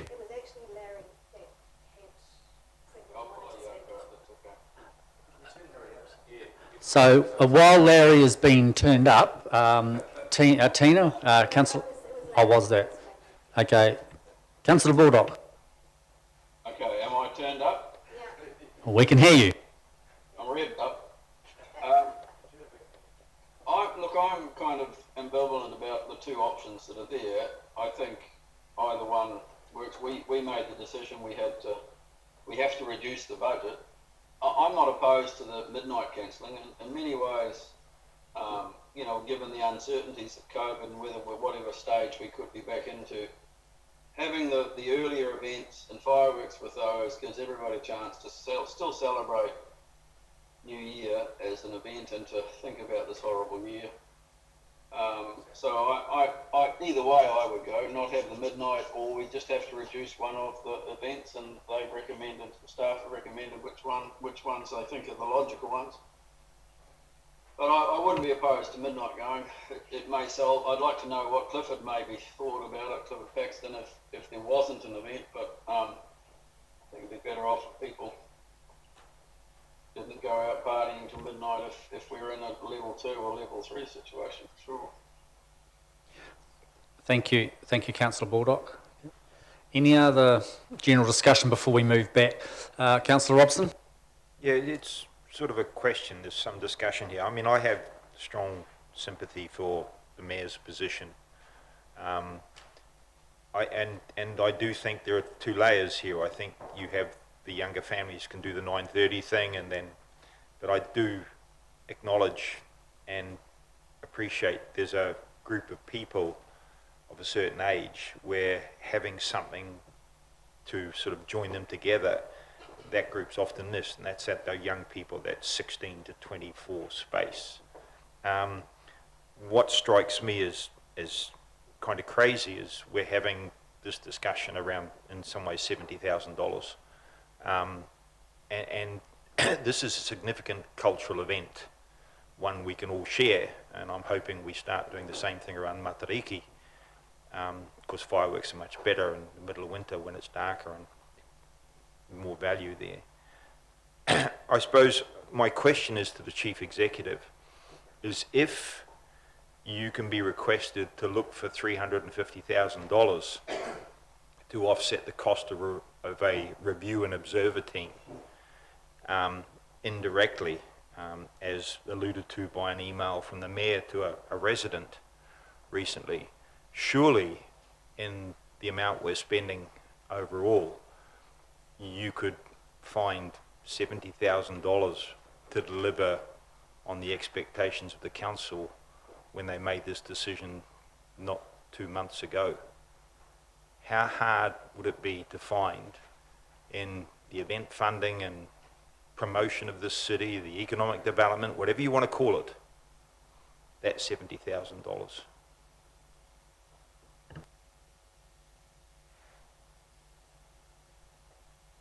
Well, I don't know necessarily the reason we brought this to you was about the money. I think it was about the budget we do have and what we could deliver within that budget. So, and we know that councillors take a keen interest in these issues. It's been the topic of many debates, so I think, in the last 6 months, and so we wanted to afford you the opportunity of, I guess, just sharing and or reinforcing your views on what your expectations were within the budget that we currently have. Could the Chief Executive live with is probably too strong, but I'm sure he understands the sentiment, with a request or a direction from this council that the Chief Executive be requested to find the $70,000 shortfall so the events may proceed and the various parts of our society can come together to celebrate a genuine once-a-year cultural phenomenon in an attempt to reunite a community that's been divided by so much. I think that needs to be a conscious decision by council, and if that's where we end up, that's what will happen.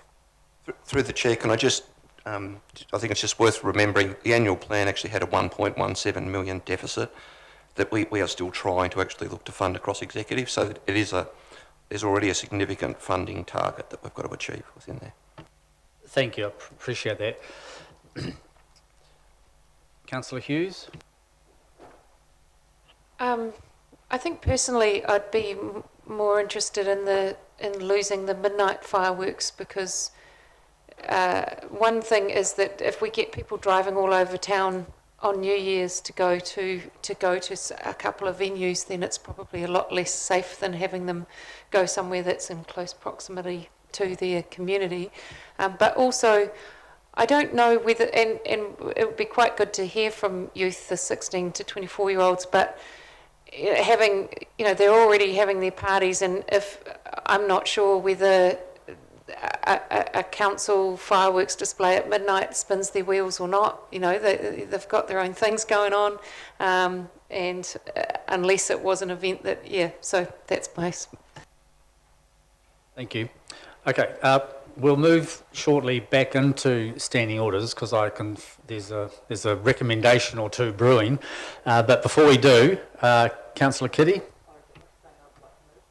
Sure. And Councillor Salisbury, did you have something?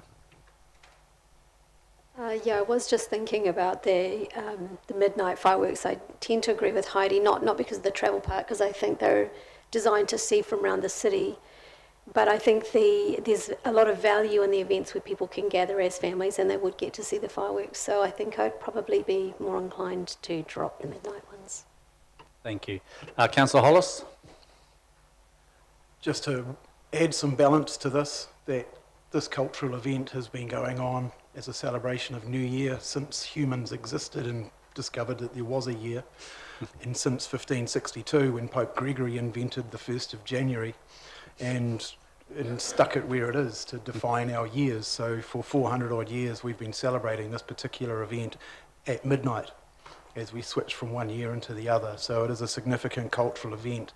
Having it at 9:30 and celebrating a 9:30 change to 9:31 sort of seems a little less impressive. Thanks for the history lesson. Appreciate it. Okay, so Councillor Robson. Yeah, happy to move when we go back. Thank you. So what we'll do now, and I appreciate the input from everyone. Did you have anything else you wanted to say, Councillor Arbery or Baldock? No, happy to do it under speaking orders. Sure. Thank you. Okay, so I'm going to move that we go back into standing orders, seconded by Councillor Morris.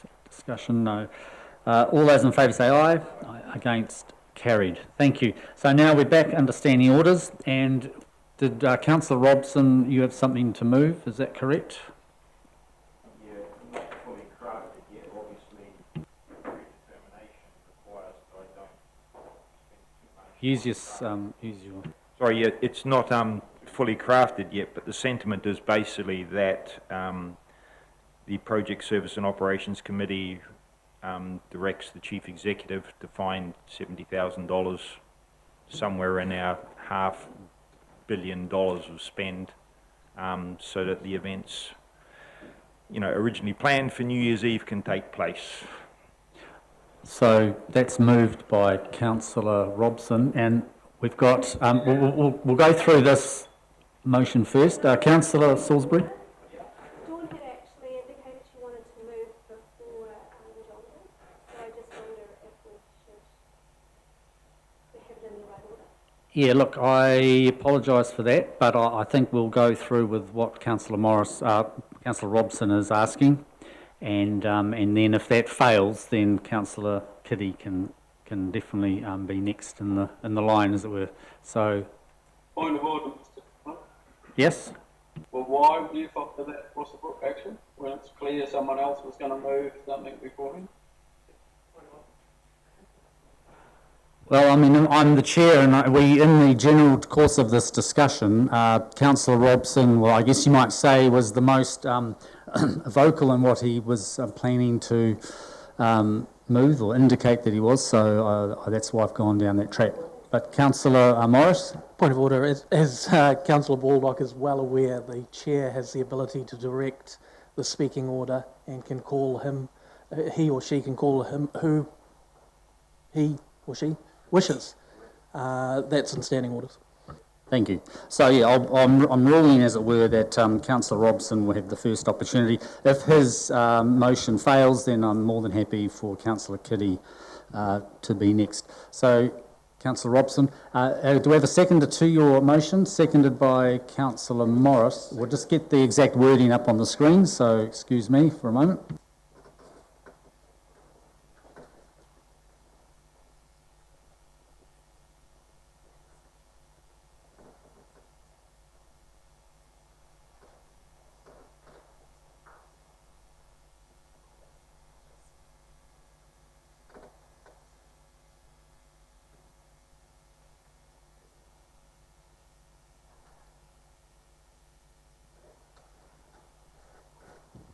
So that's the wording up there, that the Chief Executive be requested to find the budget shortfall of $70,000 within existing budgets. So that's Councillor Robson, seconded by Councillor Morris. So Councillor Robson, you can talk to that. Just quickly, I think I've spoken to it. I think it's a relatively small amount in the great scheme of things. I note that the original budget for this was $494, so I appreciate the work staff have done to effectively already take $24,000 out of that space. I think sometimes that we focus too much on the small stuff. I'm thinking about projects that have gone through this council in the last 9-10 months, where quite frankly millions have been allocated on less, in my view, worthwhile causes. I think there is opportunity here to bring the city together. I don't see why anyone should miss out. Hopefully these events will continue to grow. Yeah, please. Thank you, Councillor Morris. Who else would like to speak? Councillor Hollis. Just so I'm clear, does this become a D? This effectively replaces B and C. Okay. Yep. Any other speakers to it? Councillor Granger? Yeah, look, I'm not supporting this at all, and my reason for that's quite simple. $470,000 towards an event on New Year's Eve, I think could be spent far, far better, as I get told often by many of my constituents. For God's sake, spend it in the right areas. And I just feel that the 470 grand for the New Year's Eve, I'm sorry to say, but I just don't see in my eyes that is a priority. I know it's important, and I hear that from the Mayor and some other councillors, yes, but for me, I just cannot and will not support that amount. I would look at possibly 200, but no more. Thank you. Councillor Hollis asked a question before, so I'm happy for you to speak, Councillor Hollis. Thank you. Yeah, I'm supporting this. I think that $470,000 is a small price to say thank you to our community for giving $250 million out of their rates for the year. I think this is one of those cultural events that we definitely should support and help bring our communities together. And it's for me, it's a no-brainer that if it costs an extra 70,000 out of 250 million is a trivial sum, and I'm sure our staff will be able to find that money. Thank you. Councillor Kiddy. I too will be supporting it for the sheer fact that if we have to choose one of these other suburbs, other areas, it's going to be a really difficult conversation for us all, although I'm sure we can all choose one. And my allegiance to where I live and where I'm a ward councillor would dictate that I wouldn't be that happy if Mount Maunganui didn't, since 2016, have an event. I do really want to see our families out there on New Year's Eve. It has been a really tough year for some, and this is just one way we can say thank you from us as a council and councillors. Thank you, Councillor Hui. Mayor Powell. Thank you, Chair. Now that we have this new motion, effectively, I think, look, I agree with what's being said. You know, if there was an opportunity to merge into a bigger event, I think it would be great, but I'm also very conscious that those that live in, you know, Greerton perhaps may not have the ability, or Maryvale, to travel, and I think we need to be really conscious of that. So I am going to support this. And I agree with what the previous speakers have said, that it is an opportunity to celebrate what has been a very tough year, and just to say thanks to the community and to make sure that families are out together on New Year's Eve. So I will certainly support it. Thank you. Thank you. Can I speak to? Yes, sure. Councillor Arbery. So I won't be supporting this. I don't think we can keep asking the staff to find savings and increasing our spend without you know, putting up the rates, which is what you have to do to have a sustainable budget, and saying that we are incurring an additional cost of $350,000 and the staff can find that, therefore they can find an extra $70,000. There's only so many times you can pull that lever before that money can't be found and we end up with a big rates jump the following year. So I think, particularly in a COVID environment, this is a large event bringing lots of people together that we don't know whether it'll go ahead or not. So I don't think it's appropriate to be spending $500,000 on this. Thank you. I'll speak. Councillor I'll speak too, Baldock. if I may. Thank you. Yes, Councillor Baldock. I agree with Councillor Arbery. I think we had this debate in the annual plan, and if we were wanting to do the full deal, we should have budgeted for it. I find it ironic that the person who frequently talks about are we resourcing this enough and our staff and all of the things they have to do thinks we can just find $70,000 again from the budgets that have been set. It's just not. It's not on. We did have a lengthy debate about this, and we need to just make a simple decision now about which of the options in front of us we have to adopt in order to keep within that budget. And as I've said already, either one it works. I don't think. While I know New Year is a tradition and a culture, it's not always had fireworks at it. You know, to not have midnight fireworks is not the end of the world, given that this is one of the worst things that have happened in this year with COVID for 100 years plus. It's not you know, the end of it. Having people come out earlier and enjoy family time, I think, is our priority. But whether this passes or fails, whether we remove one event from somewhere, it's not the end. That's something we agreed to in the AP discussions and debate, and we need to stick with it. So I won't be supporting this. Thank you. Thank you. Any other discussion? Councillor Hugh. Yeah, I won't also be supporting. I think that it's quite risky this year. Social gatherings in general, and in terms of whether they'll be allowed to go ahead or whether they won't. And I also think that if we've got 9:30 fireworks and families can come together, then that's probably enough. So. You, Councillor Morris, as the seconder, is now going to speak. Thank you, Mr. Chair, and I do appreciate the debate around the table on this very minor issue, but I do appreciate the debate and the willingness of colleagues to trade off things, and there have been several speakers today that have talked about reducing the budget because of X, Y, Z reason, and I do acknowledge that, and I don't mean to sound patronising, but I think that is actually important. And I do acknowledge and respect Councillor Arbery's position that you can't always go back to staff requesting that they find more money once we've set a budget. But be that as it may, I come back to Councillor Granger's quite good comment saying, are we spending things in the right areas? Now, firstly, let me just look at a few decisions we've made recently. You know, the ISAB, personal view, I think we've spent too much money there or allocated too much money there. But hey, we've gone through an annual plan process and democracy has been consummated and we've ended up with a result. So that's okay. What about the referendum on Maori wards, which will surely be coming up because I know that there are people out there trying to get signatures for the thing. Now, regardless of what the debate is around the value of having a Maori ward or not, the certainty is, in my view, that a referendum will occur. And that is some $200,000. You know, you can say, okay, it's about sending a message to our community about inclusion and diversity of voices.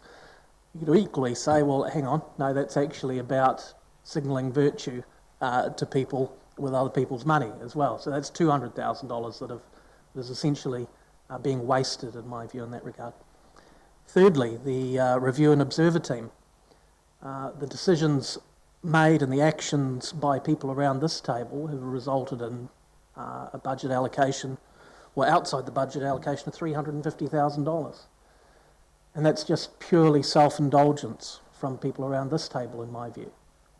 So to even suggest that our community should miss out on an event because of the decisions around this table is just so wrong. I'm really triggered by it. It's just so wrong to even suggest that our community should have to do without fireworks because of the behaviour of people around this table in this room. It's just so wrong.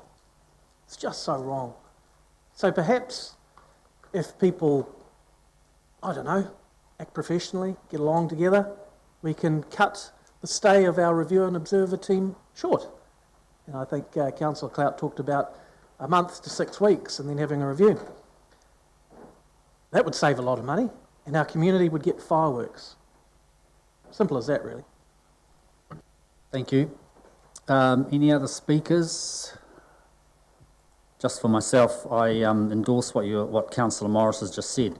I believe that we've got opportunities to trim $70,000 from some of our other decisions that we've made in the last few weeks to put towards these fireworks and to give the community a good celebration. Some might be celebrating a new year, some might be celebrating the end of 2020, but I think there should certainly be a celebration either way, so I'll be supporting this. So, right of reply, Councillor Robson. Yeah, look, as tempting as it is to pontificate, I'm not going to. The votes, I think, are in, and I'm comfortable with the decision of this group. Thank you, hopefully. Councillor Robson, appreciate that. Okay, so I'll put the motion and we'll have a show of hands or voices in the case of Councillor Arbery and Baldock. So those in favour, please raise your hand or say yes. So we have Mayor Tenby, Councillor Morris, Hollis, Robson, Kitty, Clout, 4, and then against is Councillor Hughes, Hughes, Arbery, Baldock and Granger and Salisbury. Did I say Salisbury? So that is passed. So thank you very much, councillors, for your indulgence in spending a little bit of time on that topic and going out of standing orders. I appreciate that. And thank you, staff, for now finding the $70,000, appreciating that we can't always pull on that lever going forward. So that is passed. Thank you very much. Moving now to 9.3, which is the stormwater depth times velocity level of service progress update. And I'm happy to welcome Jane Groves and also Wally Potts to... you've got a presentation, PowerPoint presentation, and then we'll have a discussion on that topic. Thank you very much. If I can just give a quick introduction. So this is a stock take of current status and an early heads up of a couple of things that we are coming to you for in November, which will be funds needed for the long-term plan, and also a shift from D times V to D in specific areas. But I'll hand over to Jane and Wally. Thank you. Hi, as Nick said, it's a progress update on the level of service that was adopted in the 2015 long-term plan. I'm happy to run through the presentation or to take the paper as read and just answer questions. I'll take direction on that. Thank you. Councillor Morris. Thank you. 2 questions through you, Mr. Chair. One is on page 65 and talks about the works through the Port of Tauranga from Nico Crescent. And I do remember the discussion some years ago around that. It was a reasonable cost, but it was a reasonable time to do it given the port was demolishing their cool store there. Is that actually connected up with anything substantial, or are we still relying on, at a future date, putting a pumping station down somewhere in the Mount North to fully utilise that? Yes, so you're right that that work was completed in 2018, and it essentially provides an outlet for 3 catchments over it in Mount Maunganui North, including the CBD high density catchment. We are to bring a paper back to council in November that speaks about the work that we're currently doing in that catchment, to which could potentially hook up and discharge through those outlets. So yeah, we'll be bringing that strategy back in November. Second question, and it's related to this, but it's about the Stormwater Reactionary Reserve. And I think in 2014 there was a hypothecated rate adopted for the Stormwater Reactive Reserve.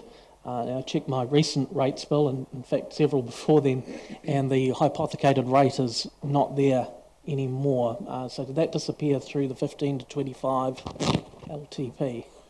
It was introduced in 2015, if I remember rightly. So can we have a clarification on when that was discontinued?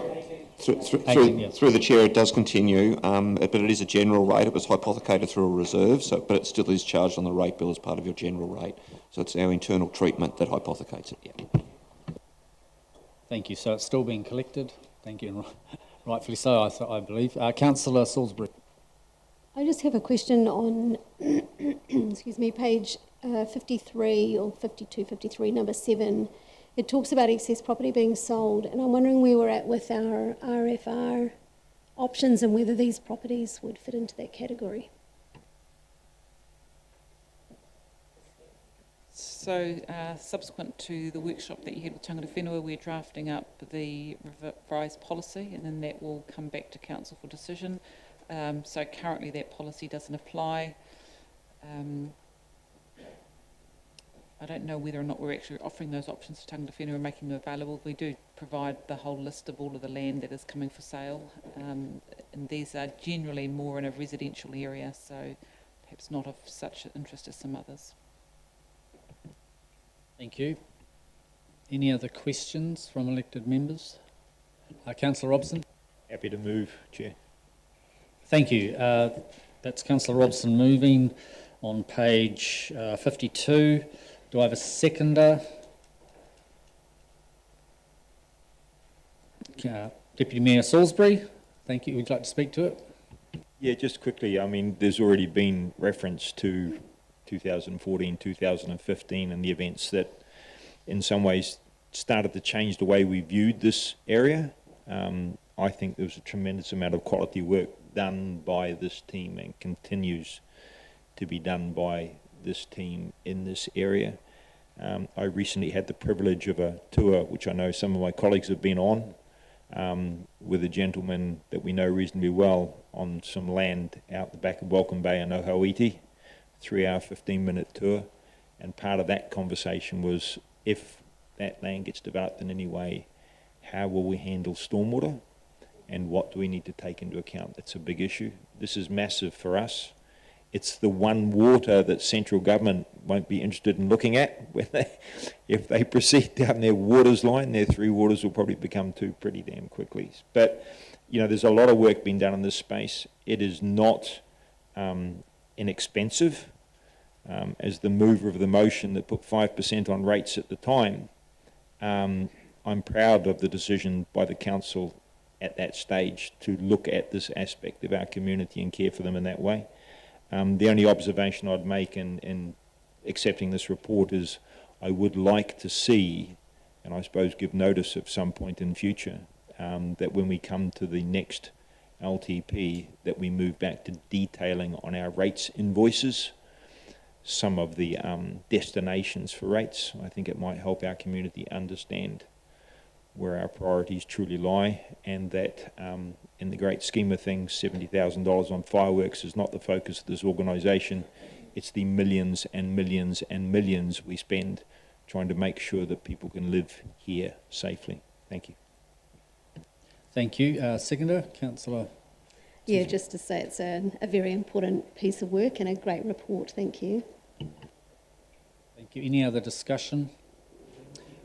Just for my part, I remember well in 2015 when we added this specific levy, you might call it, onto the rates, and I think it's built up a very healthy fund which we've been able to spend, I think, very wisely and to protect the safety of our residents. And I note on page 70 In the last 10 years, we've spent just about $61 million on these works.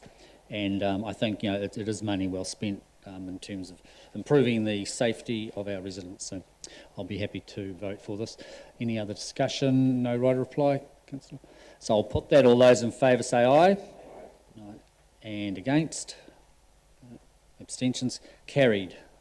Thank you very much, and thank you, Wally and Jane, for presenting that.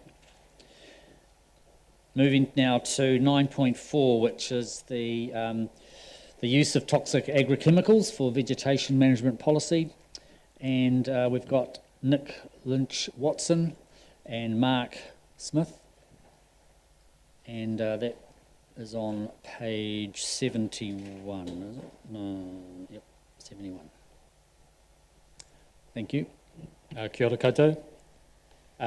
This is a brief report, so I'll take it as read and just briefly summarise where we've got to. So this is reporting back on my previous report from the last PSOC meeting, as well as the presentation from the Toxic Agrochemical Advisory Forum, TAF.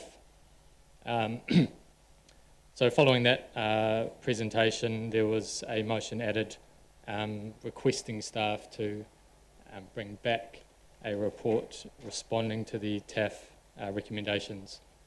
So there's 5 recommendations there, which I've summarised and briefly responded to. A lot of the information there was in my original report, but I have added a bit more specifically addressing those points, as well as a bit of information on the trials, agrochemical-free trials, and research that we're planning on, or either currently or planning on undertaking within the next 12 months. So, welcome any questions. Thank you. Thank you very much, Nick. Any questions on that report? So would someone like to move that report? Mayor Powell, seconded by Councillor Hughes. Discussion? Yeah, I just want to thank the staff for the work they've done on this. This is a really important issue. It comes up regularly, and quite rightly so. We've had residents, and I've talked to residents just very recently. Tina, I think you were with me when we had that conversation on this issue, which I think is really very serious, and I think we can do a lot better in terms of agrochemicals generally. There are some great exemplars overseas, and I think probably in New Zealand too, of of councils not using the type that we are, certainly overseas. And I just hope that through this process we examine this more closely and have a more informed view of what can be used with effect without having the side effects and the potential dangers of this particular one. So thank you, and I commend my colleagues to vote for this. Thank you. Thank you. Councillor Hughes. I just also appreciate the extra work that's gone into this, and likewise just the continuation of this journey and investment into better options and increasingly over time, so that we can progress and use best practice going forward is going to be super important. So thank you for your work on this. Thank you. Any other discussion? For my part, I just want to say I think this is part of the value of this committee, is that we can delve a little bit more deeply and ask staff to come back to us with some more specific answers. So I appreciate you've done that in this case, so I'll certainly be voting for it. Thank you. Any other discussion? Right or reply? No. I'll put that. All those in favour say aye. Aye. Against? Abstentions? Carried. Thank you very much. 9.5, we're talking here about the Western Corridor Ring Road funding. And we've got Christine is going to address this. Thank you, Christine. So, as the report outlines, there was a resolution passed by Council back in August 2017 to proceed with acquisition of land and costs for future-proofing of the urban growth area of Western Corridor through the TB estate. At the time the resolution was passed, the report that was written didn't assume NZTA funding. It noted that it may be possible, but it didn't assume it.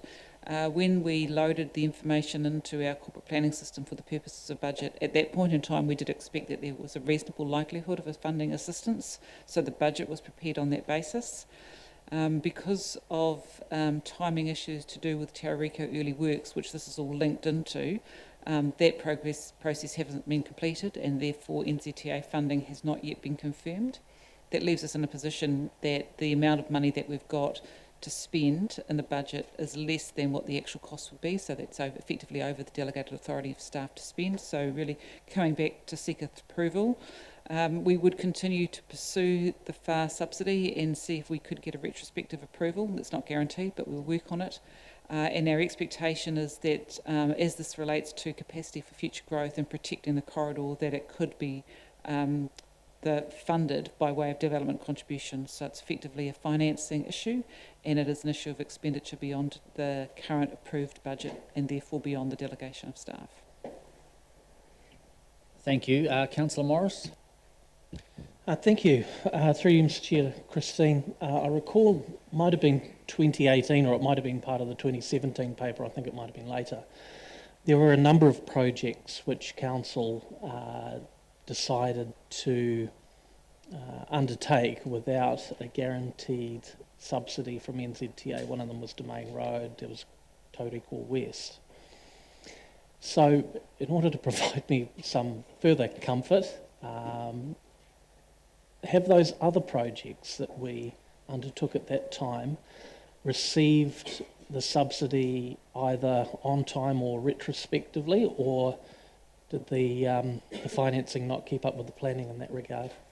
So those ones we didn't get retrospective funding, but we did continue with the business cases and we reprogrammed it. So we tried to do the parts of the project that were not eligible for funding first in our sequencing, which gave us a greater chance. And yes, we did get confirmed funding for some of those projects.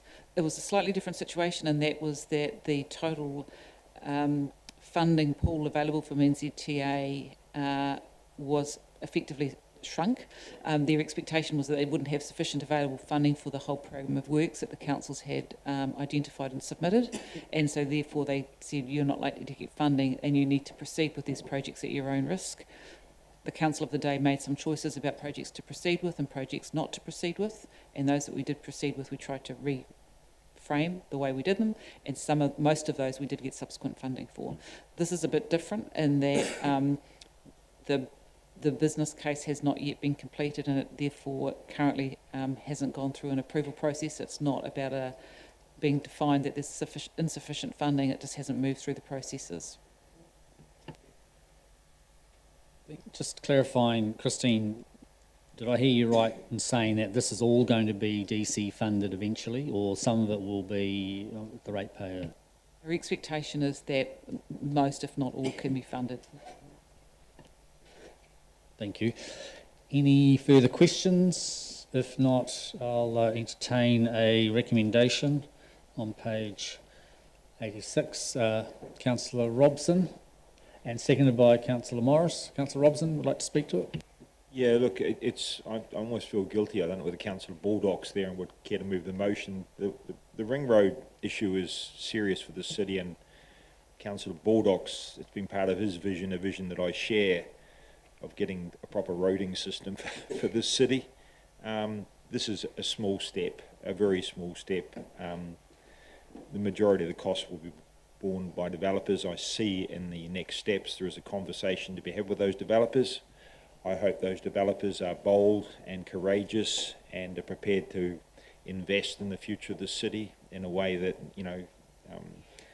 justifies the returns that they're hoping to make. But yeah, this is just a procedural event, really. If this was within delegation, I imagine it wouldn't even come across this council chamber. So I appreciate staff doing that. And I'd only make the observation that even those that perhaps sit easily within delegation, the bigger ones, if they can be reported to us on a regular basis, I think most of the time they are, sometimes a little bit behind time though. So yeah, this is a sensible thing to do. This is core business. Thank you. Councillor Morris, any discussion? Yeah, thank you, Mr Chair. I mean, It is worth noting, and it is of some concern, that we are in a situation where essentially either via the ratepayer or through development contributions, Tauranga City Council has to fully fund infrastructure that NZTA should be able to get their head around and should be able to commit funding to. And it just reiterates that some of the issues we've got as a city. I mean, our city is strangled by state highways in some respects, and we've got good planning and good forward thinking, and we're seeking to take the city forward, but the funding doesn't always follow the good planning and the good work of Tauranga City Council staff. So, yeah, disappointing to be in this situation again, but I trust that NZTA have had 3 years under the new regime, that that it's not going to keep happening, really. Yeah. Thank you. Mayor Powell? Yeah, thanks, Chair. That's right, NZTA have indeed had 3 years under the GPS that's currently in play, and one would imagine that won't change going forward, regardless of who may become the government, to a degree anyway. But it's all about relationships, and I think we've seen that it's taken a long time to develop a relationship with NZTA, and that's still very much a work in progress. There have been continual changes of regional director here, and we would like to think, we've asked them for some stability, but it is about a continual approach to that relationship in a positive manner that is one of partnering, as opposed to what NZTA have experienced and indeed government from this previous council, which was very combative. So I think we need to take that into account. As for developers, we're lucky that we do have bold and very professional developers at our disposal, and I would recommend to council that we treat them accordingly, as opposed to using terms like, raping the city, which is a term which has been used previously, and I think it doesn't assist in any regard in respect of developing partnerships with developers, and who we very much need and will need continuously going forward. Thank you, Chair. Thank you. Any other discussion? Right of reply, Councillor Robson? Sometimes you pass on the opportunity and sometimes you take it. I think for clarity, the words raping and pillaging were a direct quote from a mayor not of this city, but very close by, for the record. So sorry, I'll just continue on. Thank you, Councillor Robson. Thank you, Mayor. Robson has been quoted to say raping and pillaging in respect to developers on a number of occasions. So you've just now attributed that quote to someone, whereas before you hadn't. So we'll continue on, Councillor Robson. And to repeat, I was repeating and quoting someone else when I made that comment. Whether one agrees or disagrees with it, of course, is a matter of perspective. I come back to it that this project here is a necessary piece of work to happen. I think perhaps much to Councillor Morris's chagrin, there is a fair chance that the GPS will be quite stable post this election, which is not a bad thing. I think NZTA do find themselves in a challenging position when there is a change at central government, and I think we need to, as partners, appreciate the challenges they face. Quite often when there's a change of government, there's a significant change in the ideology that's driving the decision making. So I think we need to be cognizant of the challenges they as an organisation face, and the challenge, of course, in any relationship is to get the balance right. One must have a robust exchange of ideas, but at the same time be respectful. It's not always easy, and depending on the mindset of the protagonists, the partners, things can work or perhaps they don't. I think the critical thing is that when you're in a partnership, when you're in a relationship, particularly one that's produced by democracy at central government or at local government, that you show a willingness to engage with people, to sit and listen, to have the coffee, to have the korero, to understand and appreciate other people's perspectives. Point of order, Mr. Chairman. Thank you. Councillor Baldock. I do believe it's called a right of reply for a good reason, and to stray from simply responding to other comments that have been made and to make another completely new speech is a little bit beyond standing orders. Thank you. I tend to agree. So can you please wrap up, Councillor Robson? Yeah, I think I was responding to the issue around partnership, and I think a review of the tape will say that I stayed totally on the topic of partnership, a topic that was raised by one of the earlier contributors. Making the point, this is BAU, or should be. This is a good process. This is a good result for our community. And yeah, I commend it. I'm pretty sure we'll have unanimous support. Thank you very much, Councillor Robson. So no further discussion. I'll put that motion. All those in favour say aye. Against? Abstentions? Carried. Thank you very much, and thank you, Christine and your team, for continuing with that project, very important as it is. 9.6, our final topic today is 40 Harrington Street, and we've got, who have we got? Christine again in the hot seat. Thank you, Christine. So I'll introduce this, but there may be some specific questions that are more appropriately answered by one of the other general managers. So this report is just bringing together an update on where we're at with Harrington Street. So there has been a project steering group pulled together with a number of work streams with an independent chairperson. So it's just giving you an update. Just want to correct a statement in paragraph 6. It says that the group includes the very last word there, and regulatory GM. It does not include the regulatory GM, so it should have stopped at corporate services. The regulatory work stream, as you can see in the diagram later on in that report, is linked for information only, but it is a separate standalone process, being the regulatory function of council. We have in paragraph 10 indicated that it may be appropriate at some time to appoint 2 elected members of observers. We suggest that that's more appropriate once we've got a clearer understanding of the timeline that this project may proceed in. It may be that it gets wrapped up relatively quickly, and so that's not required. We'd be in a position probably within the next month or two to form that view, and we'll come back to you if we think it's going to have some duration where it would be appropriate to have ongoing elected member observers. The report just gives you an overview on each of the work streams, and there are a few matters covered in confidential, so happy to answer any questions, or perhaps, depending on the question, might be better directed to one of the other GM work stream leaders. Thank you. Any questions of Christine? I think it's a pretty comprehensive report covering those work streams. So there are no questions.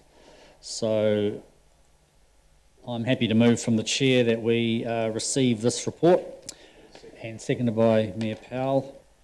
So in speaking to it, clearly, you know, we all know this is a very, this project is of significant public interest, and I think you'll see by those work streams that we are taking each of the aspects of this project very seriously, and we will be making progress on all of those 4 key areas. So I commend this report to my colleagues. Mayor Powell, thank you. Any other discussion? Councillor Robson? Yeah, it's yeah, there's I love the renaming. So suddenly it's no longer the transport hub, it becomes 40 Harrington Street, a somewhat innocuous address that on searching would not identify or lead one to sort of connect it to the size of the bill that's going to be hitting the ratepayer. I don't know what that says about our culture. I'll leave others to make that decision. Look, I'd like to take this opportunity. I support the motion, and there's been a lot of good work done here. I just want to make 2 observations, and that is that and one is in reply to an email I got from someone who berated all the work streams, a member of the public, and I'm going to respond to that. I'm not going to name them, but I would take this opportunity to respond to them here and basically say that these work streams are important. They're different. They came from a very, very disciplined process that I was privileged, along with the mayor, to be an observer of. There was a very well resourced equipped, qualified team that have led us through this process. And it makes sense to separate work streams so you have expertise working where it creates the most benefit. And I think the structure we see here makes a lot of sense. Saying that, I will make the observation that if we resourced project initiation with the same degree of intensity that we resource this project, whatever one wants to call it, review, learning experience, we would be much better off. We do need as an organisation to initiate things with more care, in my view, to do less better. Those that say they do more with less, to me, substitute quality far too readily for outcome. This council needs to do less better, and hopefully we can learn from this project and start putting the resources where they need to be, which is pre-project, community engagement, before we start something.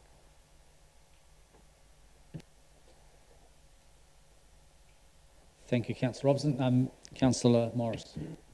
Just a question here, Mr. Chair. Are we going to receive the associated confidential attachment as part of the resolution here? I do note there's one other small item which That's fine. have questions, but and I've had some advice from the committee secretary that in receiving this, we are receiving the confidential attachment, and at this stage, it doesn't look like there's any need to follow that up with any discussion. So yes, we'll be receiving the confidential attachment as well.